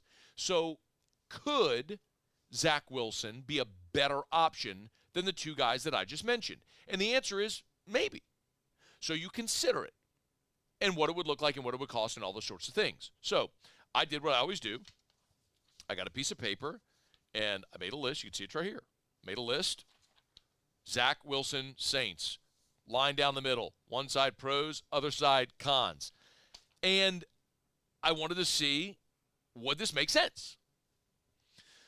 And so let's go through the reasons why it makes sense first, okay? Number one is talent. That's the undeniable part, right? The guy went number 2 overall because he's a talented player, right? He had this amazing pro day. I still can see it where he threw this 60-yard pass, this dime, put it in a bucket, rolling across his body. And everyone's like, oh, my God, the BYU kid who does inappropriate things with his friends' moms and wears a headband. And he goes number 2 overall. So the talent is undeniable, and Zack Wilson is 24 years old. So to that end, yes, that's a huge check mark in the pro column. Number 2 is he'd be cheap. I can look at examples in this offseason of what highly drafted quarterbacks in the NFL went for. Justin Fields was traded for a 6th-round pick that could conditionally become a 4. So, yeah, it would be really cheap. The Saints have 4 5s and 2 6s this year. If you could get Zack Wilson for a 6, would you do it? Ask yourself this question: what are the odds that a 6th-round pick even makes your roster? Do we see it sometimes? Sure we do. Zach Strief was a 7th-rounder. Marcus Colston was a 7th-rounder. Look, A.T. Perry was a 6 last year. The year before, Jordan Jackson was a 6. Landon Young was a 6. Saquon Hampton was a 6. Cameron Moore was a 6. I mean, Al-Qadim Muhammad. I'm looking at 6th-round picks in the Saints' history. Tavon Rooks, Rufus Johnson, Andrew Tiller. These are 6th-round picks. You understand? Like, you could get the former number 2 overall pick at the most important position in organized team sports for what amounts to Andrew Tiller. Okay. Like, talented kid, affordable. Check, check. Also, you wouldn't have to make a long-term commitment. Zack Wilson has 1 year left on his rookie deal. He's got 1 year left on his rookie deal, so you could bring him in for a year, see how it goes, and then make a decision. And maybe it's a guy who assimilates wonderfully, and you want to commit to him, or maybe it's a total bust. It's not that dissimilar from the decision you made with Jameis. When you had Drew Brees, you brought in this guy who didn't go well with the team that drafted him, and they were looking to move on, and there was some production on the field, but a lot of bad stuff off, and you brought him in because you thought, let him sit, bring it to a functional organization, let him sit behind a veteran and see if you could make something out of him. It's a similar approach. I would also say look at Clint Kubiak. That's another, when I'm going through the pros versus the cons, Clint Kubiak got production out of Kirk Cousins in Minnesota. Now, he had Russ in Denver in 2022, but he wasn't the head coach. That was Nathaniel Hackett's offense. It was so bad, Hackett got ran out of town. And the rest of the season, when they kind of figured it out a little bit, that was Kubiak. And then Kubiak has been in San Francisco now with Brock Purdy. So in different spots with different quarterbacks, Clint Kubiak has, I think, is a better option than certainly what Zack Wilson presently has. They're in with the Jets. And I guess to a lesser degree, could you say, okay, also it's an opportunity to learn from a veteran guy with Derek Carr. I don't know that necessarily Derek Carr is the guy that I want mentoring, a future star. That's why when you looked at the other scenarios where you looked at a guy like Mahomes or Stafford, those seem like much better scenarios for mentorship. I don't know what Derek Carr is gonna teach a young quarterback, how to wear your eyeliner and be a good citizen. I don't know. What's he going to teach him about being a quarterback? I mean, Derek Carr calls out his receivers. He displaces blame. We've talked about Derek Carr plenty. So, look, with the Jets, the other quarterbacks on the roster there were Mike White, Joe Flacco, this past year Aaron Rodgers. So, I don't know. There's a lot of things that line up on the pros side, but most notably among them, Zack Wilson is a talented guy, talented enough to be the former number 2 overall pick, and talent will get you a lot of chances in the NFL. And you could get him for cheap. Considering Justin Fields was just traded for a 6th-round pick, I feel like you could get him for cheap. Okay, on to the cons. Number 1, the biggest X on Zack Wilson's resume is he stinks. His former number 2 overall pick, and after 3 years with the team that drafted him 2 overall, they want to move him because he stinks. With different coaches and different coordinators and different teammates, he's just not been good. In his career, Zack Wilson has 23 touchdowns and 25 interceptions. He's completed 57% of his passes. He started 33 games. He's just not good. It hasn't clicked. Despite the physical ability, he has not been a good quarterback. That's number 1. Number 2, is it a distraction? The reason we're talking about it makes this notable, right? It's a distraction. He's the former number 2 overall pick. He was with the Jets, and because they're in New York, the Jets get a lot of national attention. So that's much different than even, say, a former top 5 pick, that a first-round pick that busted in another market. If it were E.J. Manuel, who was just on the verge of the top 10 in Buffalo, but nobody cares because it's Buffalo. You know what I mean? It's vastly different than the New York Jets. Right, wrong, or indifferent, that's true. There's a Tebow effect to it. Maybe not like Tebow. So it would bring a lot of attention because it's Zack Wilson, and he played for the Jets. So you want the distraction. For a team and an organization in the Saints that have valued culture so much over the years, I don't know if that's necessarily the case anymore. They can say they value it, but I don't think it really pans out. Zack Wilson hasn't been a good teammate. You know, his former teammate Lamar Jackson, the cornerback Lamar Jackson, gave an interview where he talked about Zack Wilson being arrogant and called him not the most likable guy. Well, when your teammates are willing to say that about you, it speaks to something. Basically saying when things are good, he's a good teammate. When things are bad, he's not. He's also a guy who, whenever they were looking at bringing in a backup quarterback, said that he was going to make that quarterback's life miserable. That ended up being Aaron Rodgers, so we kind of had to eat those words. But that's not a super mature guy. And then there's the Jake Haener piece of it, where you did use a draft pick on Jake Haener, and I think you're interested to see, could you grow Jake Haener and mold him into a competent backup or even a starter in this league, and does that get stunted or displaced? But that goes back to the whole conversation around you're never just staying the same. You're always getting better or worse. So would bringing Zack Wilson in be a better option than Jake Haener? Listen, the Nathan Peterman component of this offseason it answers the question about are you getting better or worse? You could just say we drafted Jake Haener, we're rolling with him as our number 2 and to see what he can develop into. But the fact that you brought in Peterman tells you they're bringing in someone else with a little more veteran experience to challenge Jake Haener, who also last year got popped for PEDs and was suspended. So I don't know that you can just say definitively because you used a 4 on Jake Haener that he's going to be your backup and you're rolling with that. If you have an option to bring in someone who could be better, you give it a go. So the Jake Haener thing, I think we could look at as either a pro or a con. All that considered, what it comes down to me is you have a chance to add a very talented young player at a cheap price, and you're not good anyway. Like, the Saints are projected to win total 7.5. I mean, they're going to be a sub-500 team this year, I fear. They're going to miss the playoffs. They're going to fire Dennis Allen, and they're going to be looking for their future. So would adding Zack Wilson dramatically affect that outcome for the good or the bad? No. And if you take a flyer on a young, talented guy, maybe you like what you see, and it's someone you can use to build for the future. So if you could do it, I'd do it. Because I don't think the backups you have presently, like a year ago, we're not even having this conversation.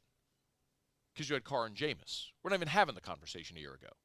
But with Jameis now in Cleveland, and you don't really have a viable backup, and you could add a young, talented player and see if on his second act in the NFL, maybe he can mature, stabilize, and realize some of the physical ability, I'd kind of like to see what that looks like.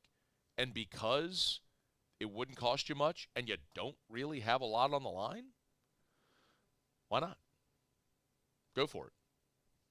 So, yes, I would endorse the Saints for the right price trading for Zack Wilson. Okay. I can't believe I just said that. I need a drink of water. I wish I had a bottle of Evermore right here, but I don't. As a matter of fact, it was funny. I was walking through here a bit ago, and they have another brand. I'm not going to call out the brand because I don't want to say anything negative. But I tell you all the time about Evermore, a natural artesian water, a Louisiana product, by the way, from a natural artesian well in Covington, Louisiana. And the water goes, I mean, it's hundreds of thousands of years in the making. It's Mother Nature's masterpiece. They pipe down into the well. The water goes into the tubing, into the piping, up into their filtration. It's not a purifier, it's just a filtration. They're just filtering a lot of the, you know, the dirt or sediment, whatever, out. It's bottled, and it doesn't touch air until you open it and drink it. But nothing is added or taken away. And I was looking at a water bottle from another company, and if you look at it closely, it says very plainly on the bottle, minerals added for taste. I'm not going to show you the bottle, but it says right there, minerals added for taste. When you reach for that plastic water bottle out of the cooler at the gas station, at the grocery store, look at what you are actually putting into your body. Not all water is the same, and Evermore is proof positive of that. It's a superior product. It's a Louisiana product. It's a great tasting product. It's Evermore. EVAMOR, evermore.com, evermore.com, or pick up Evermore at great local retailers. And pass on the bottles that have minerals added for taste. All right, it's after further review. We will. It's Muse's turn. It's Muse's time of the week to see if he can shine or if he crashes and burns. It's a Pluckers trivia. Muse takes center stage to see how he does with wrestling trivia when we return here from the Smoothie King Center on a Hump Day edition of AFR presented by Pluckers. AFR. Get Gordon. Get it done. Gordon McKernan, Injury Attorneys. Hey, remember, we're getting close to graduation time, so it's time for me to remind you again about Gordon's grads. I want you to go to GordonGives.com. GordonGives.com. GordonGives.com. And go to GordonGives.com. It's a charitable arm of Gordon McKernan Injury Attorneys. Go to GordonGives.com, and you'll see the link for Gordon's grads. Every year, around graduation time, Gordon gives away laptops to high school graduates that are going off to college or to trade school. So if you would like to enter to win, easy. Just go to GordonGives.com, GordonGives.com, and you'll see the link for how you can apply. You can also go to GetGordon.com. You'll see how it links through right there. Gordon McKernan continuously giving back to our communities in so many ways. You know what to do. Get Gordon and get it done.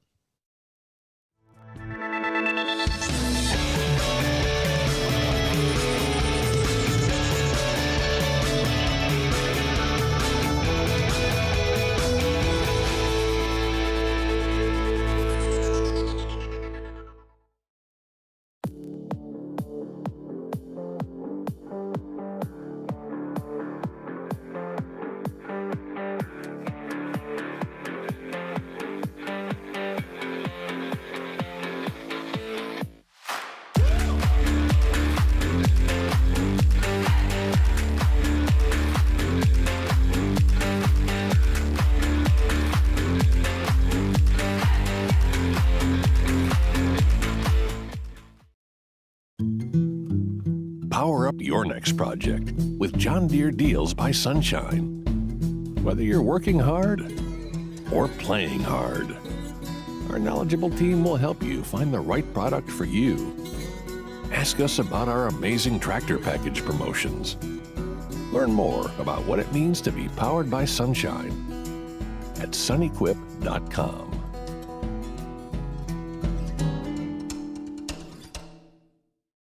Yo, Jake here from my friends over at Community Steel Company located in Gonzales, Louisiana. The local place you can turn to for all of your metal building needs. Notice I said local, not Houston, not Dallas, not Atlanta, but right here in Gonzales. Visit them at their brand new state-of-the-art website at communitysteelco.com or pick up the phone and give them a call today to answer all of your questions on your metal buildings, roofing and sheet metal, and any other steel needs you or your business need at 225-647-2020. I've been doing business with Luba for 25 years. They're dependable, trustworthy. It's just the attention to detail with our clients. Our folks have years and years of experience. They're highly trained professionals, but many companies have that asset. What I'd like to think makes Luba a bit different is that we use those talents in a way that truly is dedicated to serving the needs of the folks who depend on us. Breck teamed up to reimagine your parks, and you imagined big. With your help, we went to work, creating 12 beautiful community parks across the parish. A family-sized water park, miles and miles of trails, and parks just for your dogs. There are more places to splash, to explore, to run wild, and even soar. You imagined, we delivered. Gold. Breck, your #1 park system in the nation. At Relief Windows, we're more than windows. We're windows, doors, hardy plank, and vinyl siding. But our #1 product is always customer.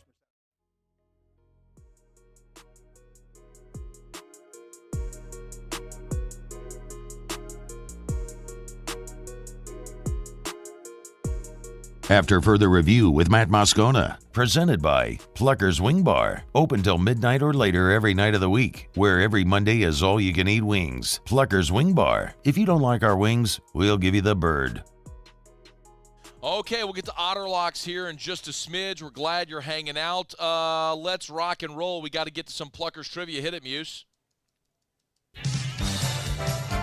It's time for Pluckers Trivia. How many will Musso get wrong today? Pluckers Trivia. Every Wednesday night, 7:30 at Bluebonnet, 8 o'clock at Nicholson. Right, it's a wrestling trivia week. Muse, you got a great shot, man. If you wanted recent wrestling trivia, I mean, there's no T.J. Strongbow, the Iron Sheik, or anything like that in here. I think you got a good shot with some recent stuff. And by the way, I know normally when I'm on remote and you're back in studio, you have to take me out of program or some of you hearing echo. Can you hear me? Are we good to do this? I can hear you fine, but I will echo over the air. So I do have to kind of turn you off when I speak. Okay. I'll minimize my retorts until you're done speaking. All right, here we go. Number one, Muse. Which former WWE champion, known for his military aesthetics, appeared as the character Tom Cruise portrayed in the WrestleMania 21 ad parodying the film A Few Good Men?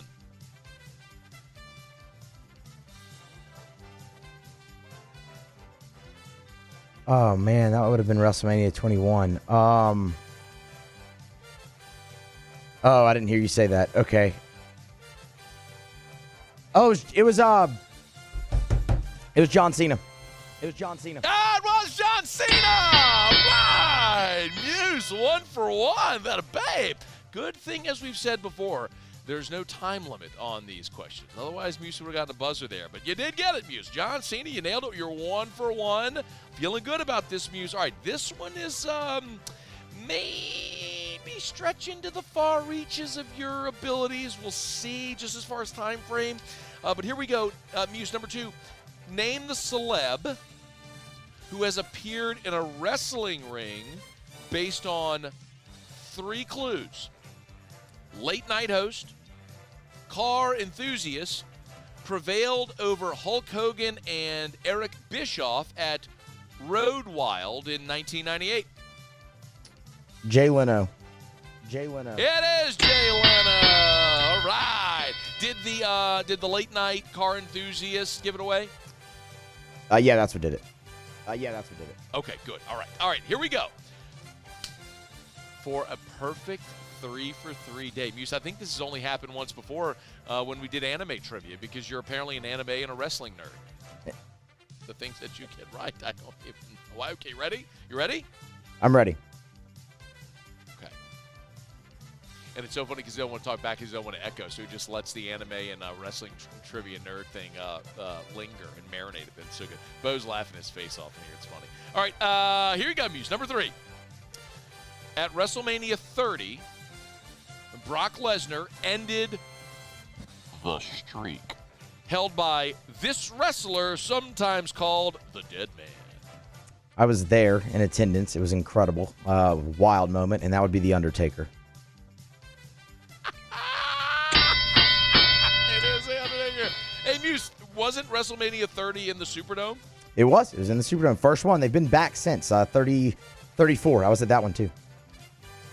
How about it? Muse, I had no idea you were such a wrestling nerd. How old were you at WrestleMania 30 to be there in attendance? I would have been in college, so probably early 20 or early mid 20s. I really stopped watching it kind of once I graduated college and got into the workforce. I didn't have any time to keep up with it. It's a lot to keep up with. They're on all the time.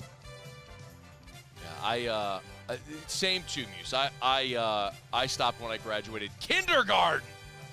Friggin' in college going to WrestleMania. It was great, dude. It was a really awesome experience. Sure. I'm sure it was, Muse. And if you went to the Williamson Eye Center, you could see it in crystal clear 20/20 vision, because at the Williamson Eye Center, Dr. Blake Williamson does that for people all over. Gives you the opportunity to see 20/20 without contacts or glasses. If you want to see 20/20, you call 924-2020 for the Williamson Eye Center. 924-2020. Go for that free consultation. Hey, Angel Reese, I'm calling you out. Bayou Barbie, you're heading off to the WNBA. Before you get there, you got to go see my guy, Dr. Blake Williamson. The entire world saw you, fiddling with your contact during the Elite Eight game, putting it back in your eye.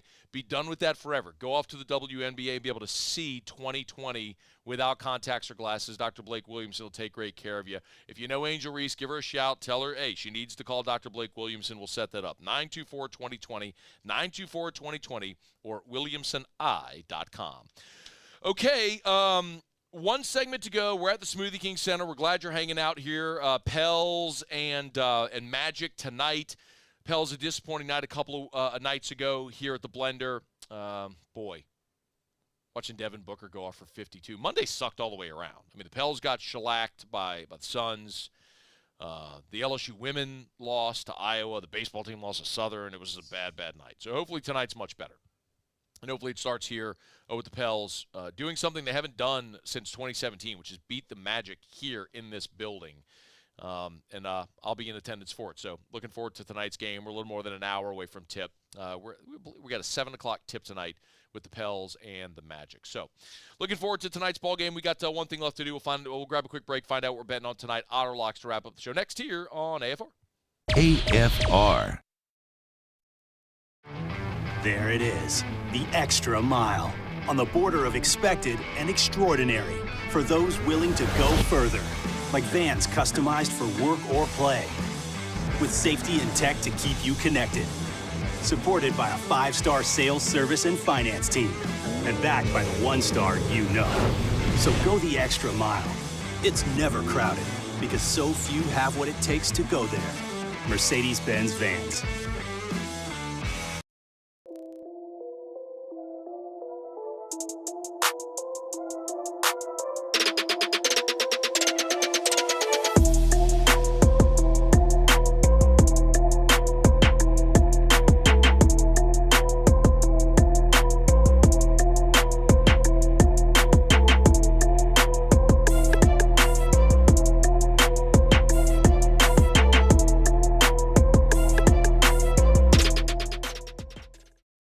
Electricity is all around us, and our families depend on it. Every day is sparked by the power of a cold drink or a warm meal, a movie night, and a comforting light at the end of a dark hallway. From sunrise to sunset, playtime to bedtime, our team is ready to take care of your electrical needs. Even in the case of an after-hours emergency, the light in your life shines brighter with Mr. Electric. Hey, it's Matt Moscona. For years, you've heard me tell you about Insurance Network of Louisiana, helping you find better coverage for less money. But it's not just for your home and auto. They also offer commercial property. So, retail stores, professional offices like doctors, dentists, attorneys, clothing boutiques. Insurance Network of Louisiana can find you better coverage for less money. They service the entire state of Louisiana, and they're local. So call today at 293-0450 or lainsurance.net. Jerry and Benny Payne began Central Plumbing Company out of their driveway in Tanglewood subdivision. 50 years later and 4 generations down the road, we continue to serve Baton Rouge and the surrounding areas for all of their plumbing needs. Residential, commercial, industrial, or hospitality, Central Plumbing is here 24/7, 365. We want to thank our customers, family, and friends for 50 years of success. And looking forward to 50 more. Dylan Cruz here to tell you about Six Rings Baseball and Softball Camp. If you live on the North Shore and play ball, go to Six Rings Camps with former LSU assistant coach Dan Canaveri. His knowledge is second to none, and your child will improve and have fun doing it. Camps are held at Coquille Park and Six Rings Academy in Covington with 4 sessions over the summer. Full day and morning only sessions are available from ages 7 to 13. Go to sixringsbaseball.com or call 985-206-9096. Learn the game to love the game. Power up your next project with John Deere Deals by Sunshine. Whether you're working hard or playing hard, our knowledgeable team will help you find the right product for you. Ask us about our amazing tractor package promotions. Learn more about what it means to be powered by Sunshine at sunnyquip.com.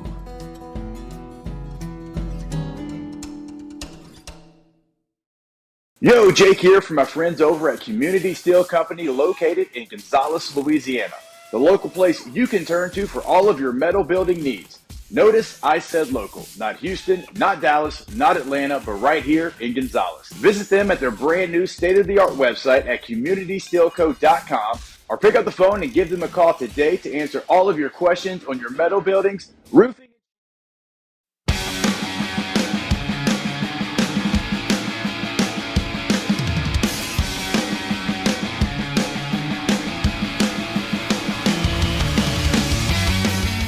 After further review with Matt Moscona, presented by Pluckers Wing Bar, open till midnight or later every night of the week, where every Monday is all-you-can-eat wings. Pluckers Wing Bar. If you don't like our wings, we'll give you the bird. Down the stretch, we come final segment here on a Wednesday edition of AFR. Remember, Pluckers, of course, if you're looking for a place to watch the Pels tonight, Pluckers, every LSU baseball game, they'll have it on at Pluckers tonight, and every Wednesday at Pluckers is trivia. So 7:30 Blue Bonnet, 8 o'clock Nicholson, 7:30 Blue Bonnet, 8 o'clock Nicholson. Play trivia, win gift cards, other great prizes, have a great time, eat wings, drink beer, watch sports. Pluckers, 2 locations in Baton Rouge. If you don't like our wings, we'll give you the bird. We'll get to Otter Locks in just a second. I was talking earlier this hour about Zack Wilson. I got a very long and impassioned plea from Bradley on the text line. This is a 1, 2, 3. This is a 4-text message from Bradley. It's a long one, too, about why the Saints should not touch Zack Wilson. And, again, I understand. He stinks. He has stunk during his time in the NFL.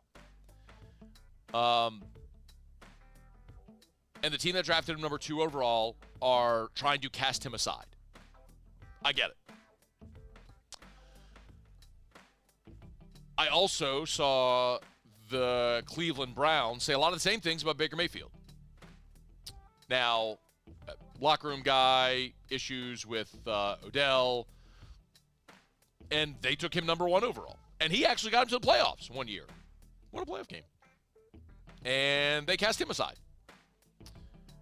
And then he went to 2 different teams. Didn't make it work. Finally landed in Tampa. Made it work. And that was on a 1-year prove-it deal. And now they signed him to an extension. Won the division. Is their franchise guy. Sometimes you need to change the scenery. And the point is, I'm not saying it's a high percentage, but it's not a high percentage that anyone you take in round 6 is going to make the team anyway. So if you trade a 6th-round pick for a guy who's a talented young guy at the most important position in organized team sports, and maybe, just maybe, a change of scenery could be beneficial to the guy, why not? Take a flyer. Yeah. The world's crazy. You've got me lobbying for Zack Wilson. But I'm not sitting here telling you I think there's a high probability it works. I'm just saying, is Nathan Peterman a better option? I can't say that. And I think the Saints are going to stink anyway. And I think they're going to go sub-500. They're going to miss the playoffs. They're going to fire Dennis Allen. And Zack Wilson would probably be gone after a year anyway. But maybe the change of scenery works. And because there is a potential play to the upside for very, very, very, very low risk. Yeah, okay. I'm good with it. If they do it. Old guy's got me passionately arguing for Zack Wilson. Sports radio is something, isn't it? Hey, we're brought to you by Michelli Weighing and Measurement.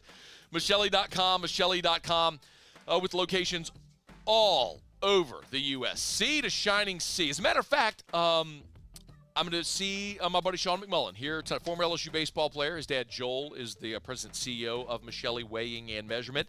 Sean is going to join us tonight for the basketball game as well. Excited to see him. Great people, man. Great business. You talk about 76 years in business, helping businesses and all companies in all different industries, from chemical, petrochemical, agriculture, aggregates. It's the food industry. You weigh or measure something. They sell, service, rent the products you use to weigh and measure. They're the best. They're Michelli. and their commitment to being local, doing business face-to-face, despite their growth. I mean, being this massive company now with 30 offices in 11 states, still their commitment to local is awesome. It's Michelle Weighing In Measurement, Michelle.com, Michelle.com. Okay. We got Otter Locks. Muse, well, don't hit the sounder for Otter Locks, I guess, because Jimmy's not here. As we learned, Jimmy is chaperoning spring break for Ethan Ott, young EJ. Yes, I know. But look, hey! He's being responsible and watching after all these kids and not stepping away and doing a radio hit with us. He's like, keep my eye on these kids. Don't blame you. But he did give us 2 picks in MLB. Otter did hit his Major League Baseball. He missed on the 2 basketball picks last night. Unfortunately, he missed with we had Georgia and Utah +5. Lost both of those. But we did hit with Arizona on the money line. They beat the Yankees 7-0 last night. So 1-2 night last night for the Otter. But he hit his MLB play. So Muse, tell me if I'm wrong. I think now is he 2-1 on his MLB plays for us this year? That sounds correct. Yes, 2-1 because he hit with Boston, he hit with the Diamondbacks, he lost the other one. Yeah. All right, so we're 2-1. All right, so 2 plays tonight from the Otter, both money line plays. He likes Toronto on the money line +130. So I'm pulling it up here. Toronto, that one first pitch is at 7:10. So you get a little more than an hour. Toronto, the Blue Jays +130. They're on the road at Houston. It's Chris Bassett against Christian Javier. The other one is already in progress. He likes Pittsburgh on the money line. However, that money line is -150 right now. So it was just -160 a smidge ago. So if you want to wait, you can. But he likes Pittsburgh and Toronto. Okay, before we get out of here, I got to remind you quickly about our friends over at Optimize, GeneratorPeople.com, GeneratorPeople.com. Optimize sells Generac automatic home standby generators. I know there's a lot of people, a lot of companies that sell Generac automatic home standby generators. The difference, a lot of those companies do a lot of things, and they have a generator division. With Optimize, they are Louisiana's #1 Generac dealer because the only thing they do at Optimize is sell automatic home standby generators. Y'all, you got your tax refund. Don't wait for there to be a storm in the Gulf to think about an automatic home standby generator. Call Optimize today. Go to GeneratorPeople.com, GeneratorPeople.com. We'll see you tomorrow at 3. AFR. Bayou Chrysler Dodge Jeep Ram is taking $22,500 off the new 23 Ram 1500 SCA truck. We're open for business in our beautiful new showroom and taking $22,500 off the new Ram 1500 truck. All new Bayou vehicles come with a 1 million mile warranty. The crew at Bayou Automotive is going to do right by you. I've been doing business with Luba for 25 years. They're dependable, trustworthy. It's just the attention to detail with our clients. Our folks have years and years of experience. They're highly trained professionals, but many companies have that asset. What I'd like to think makes Luba a bit different is that we use those talents in a way that truly is dedicated to serving the needs of the folks who depend on us.